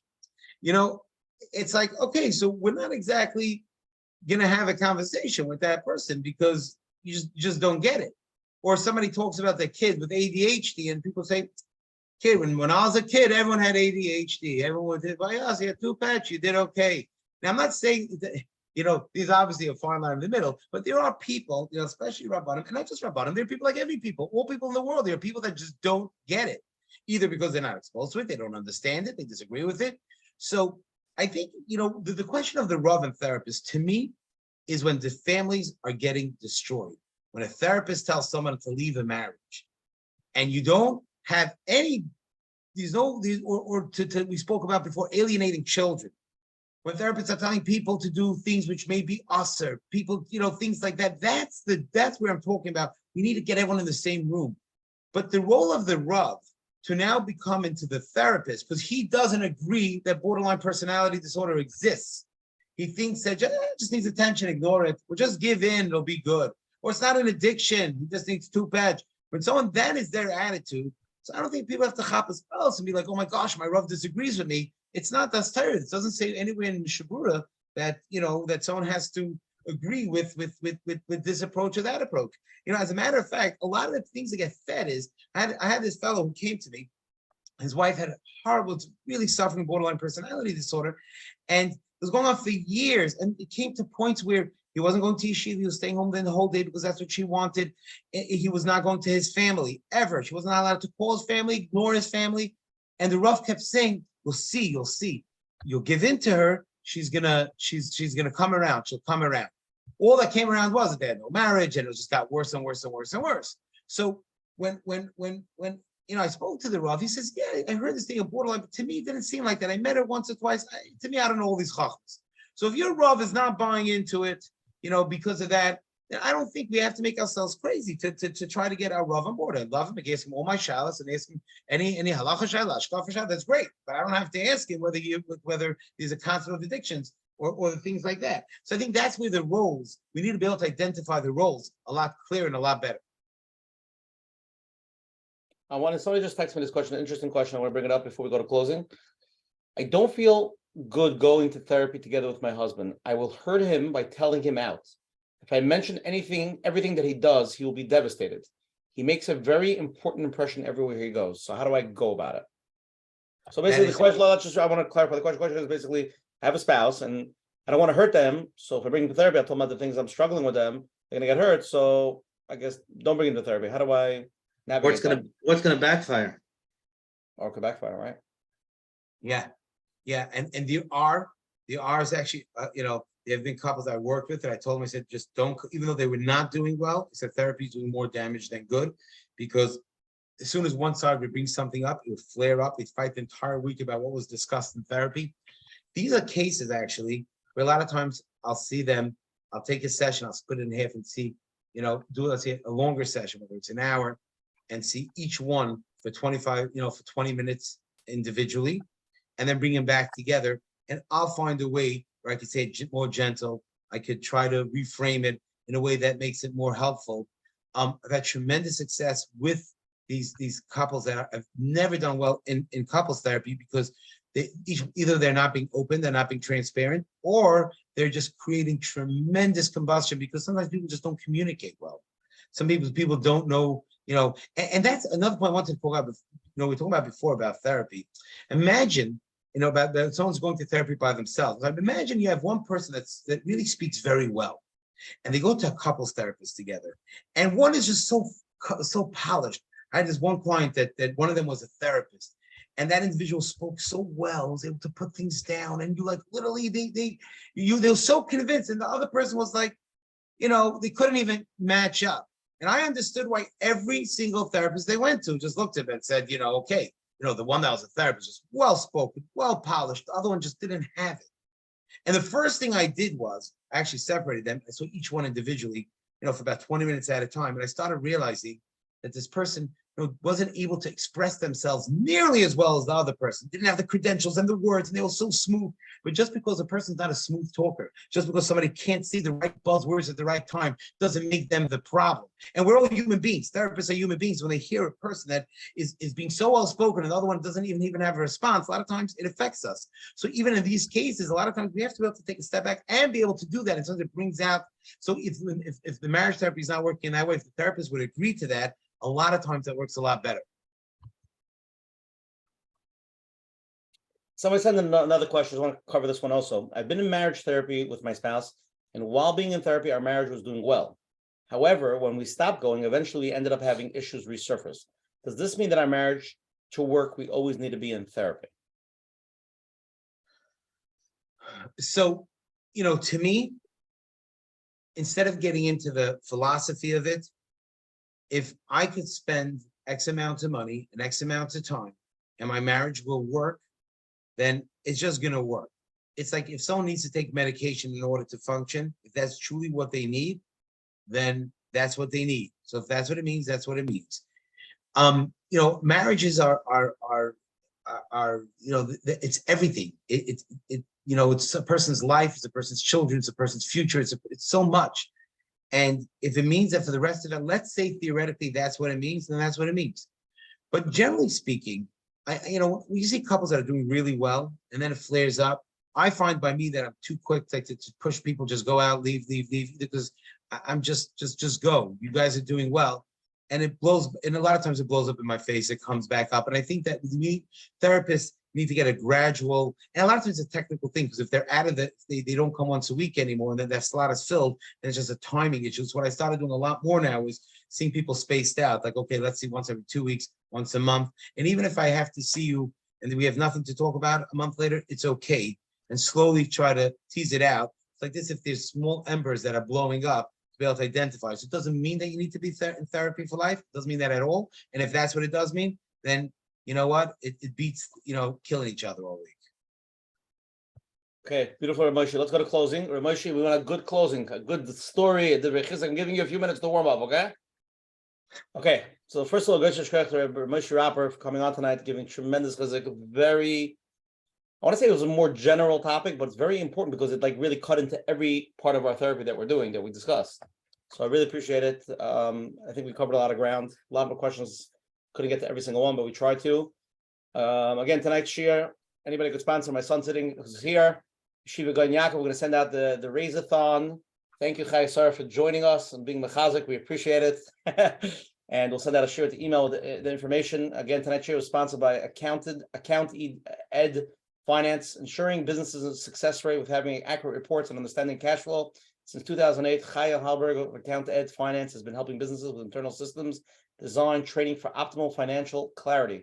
Chaya's extensive experience as a CPA professor, problem solver, and coach has helped set up, restructure hundreds of accounting and bookkeeping systems for clients, gifting them the clarity and confidence to rely on the information to make critical business decisions.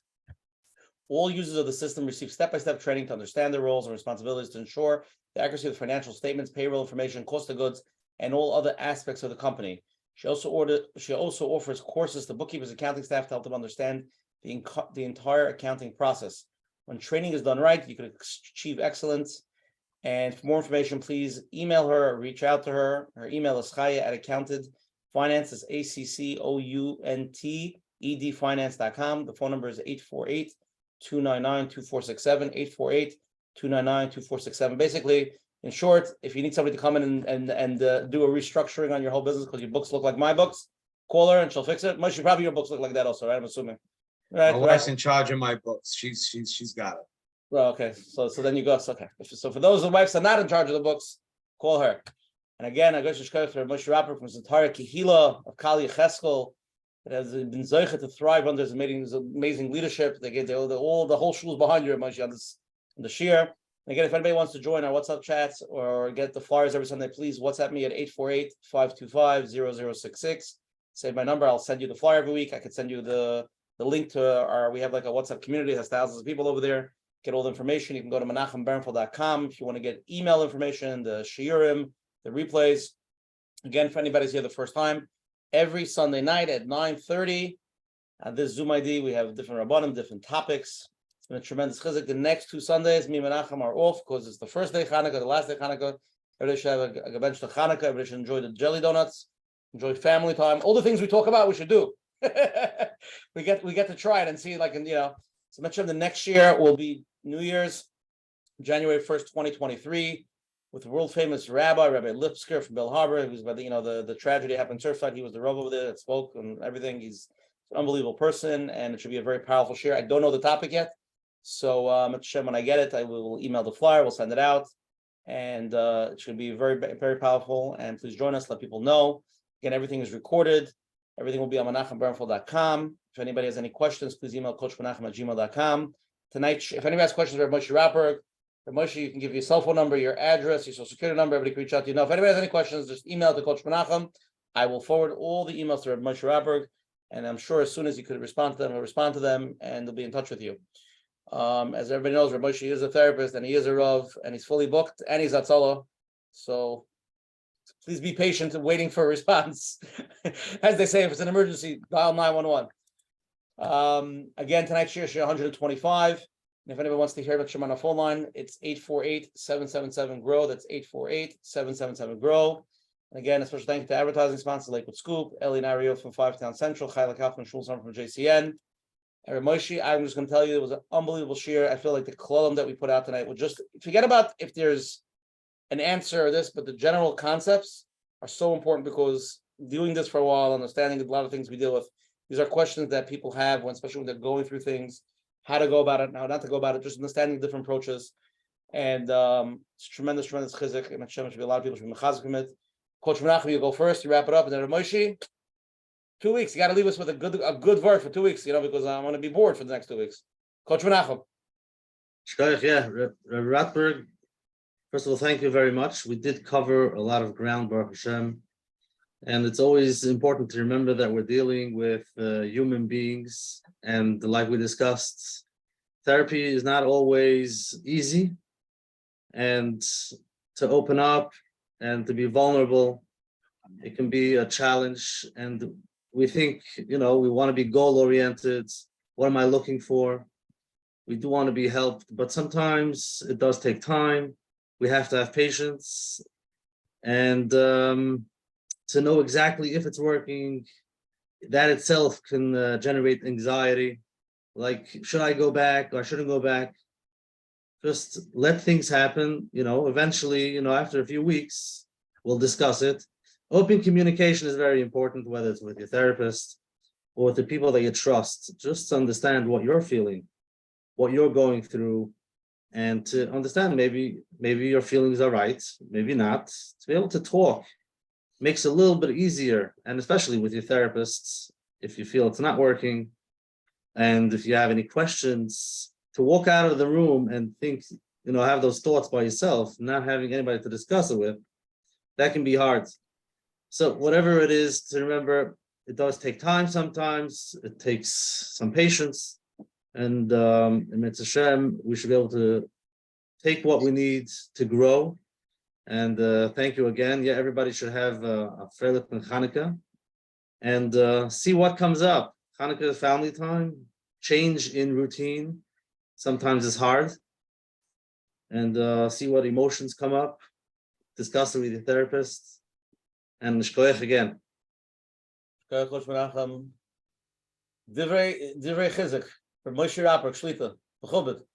So as you were talking, I thought about this famous story, which you may have heard.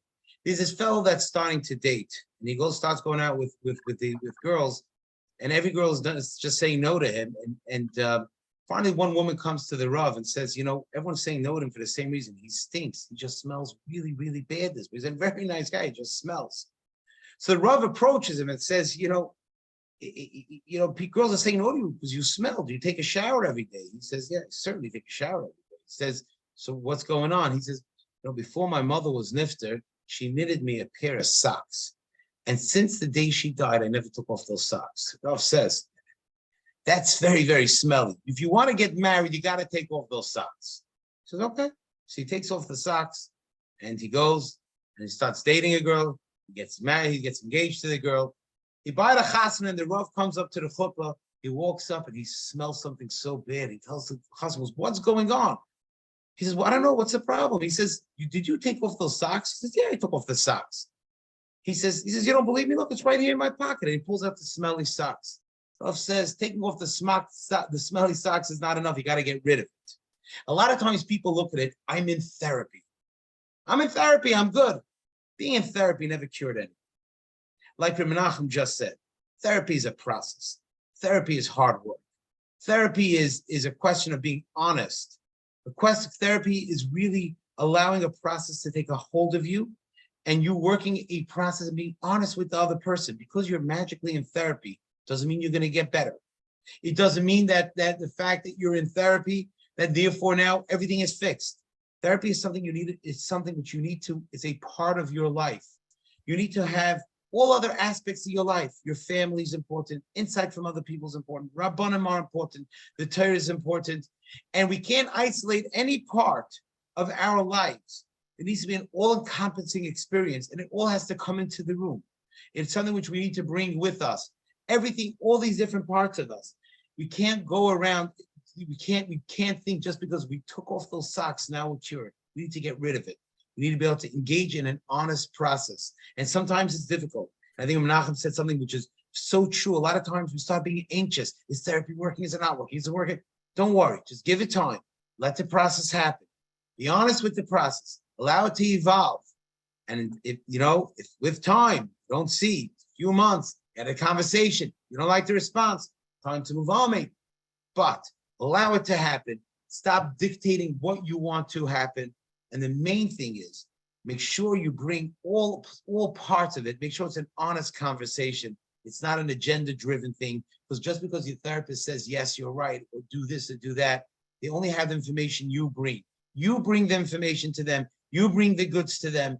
And remember that you can't, when you actually do that, you'll have a much healthier life. It's incredible the amount of awareness that's been going on. It's amazing what Rabbi Moshe and Menachem, what you guys have been able to do to spread it. What so many people have been able to do, and so many the fear and the mongering that goes on in so many publications, how people are all messed up and everybody needs therapy and everybody to be able to have a platform to discuss it, to normalize it, to be able to quantify and qualify it. It's an incredible opportunity. Klal Yisrael is lucky to have such a platform. HaKadosh Baruch Hu should continue being mechazik many, many more Yidden, and the Oros of Hanukkah should bring tremendous light in Hatov to Gans Klal Yisrael.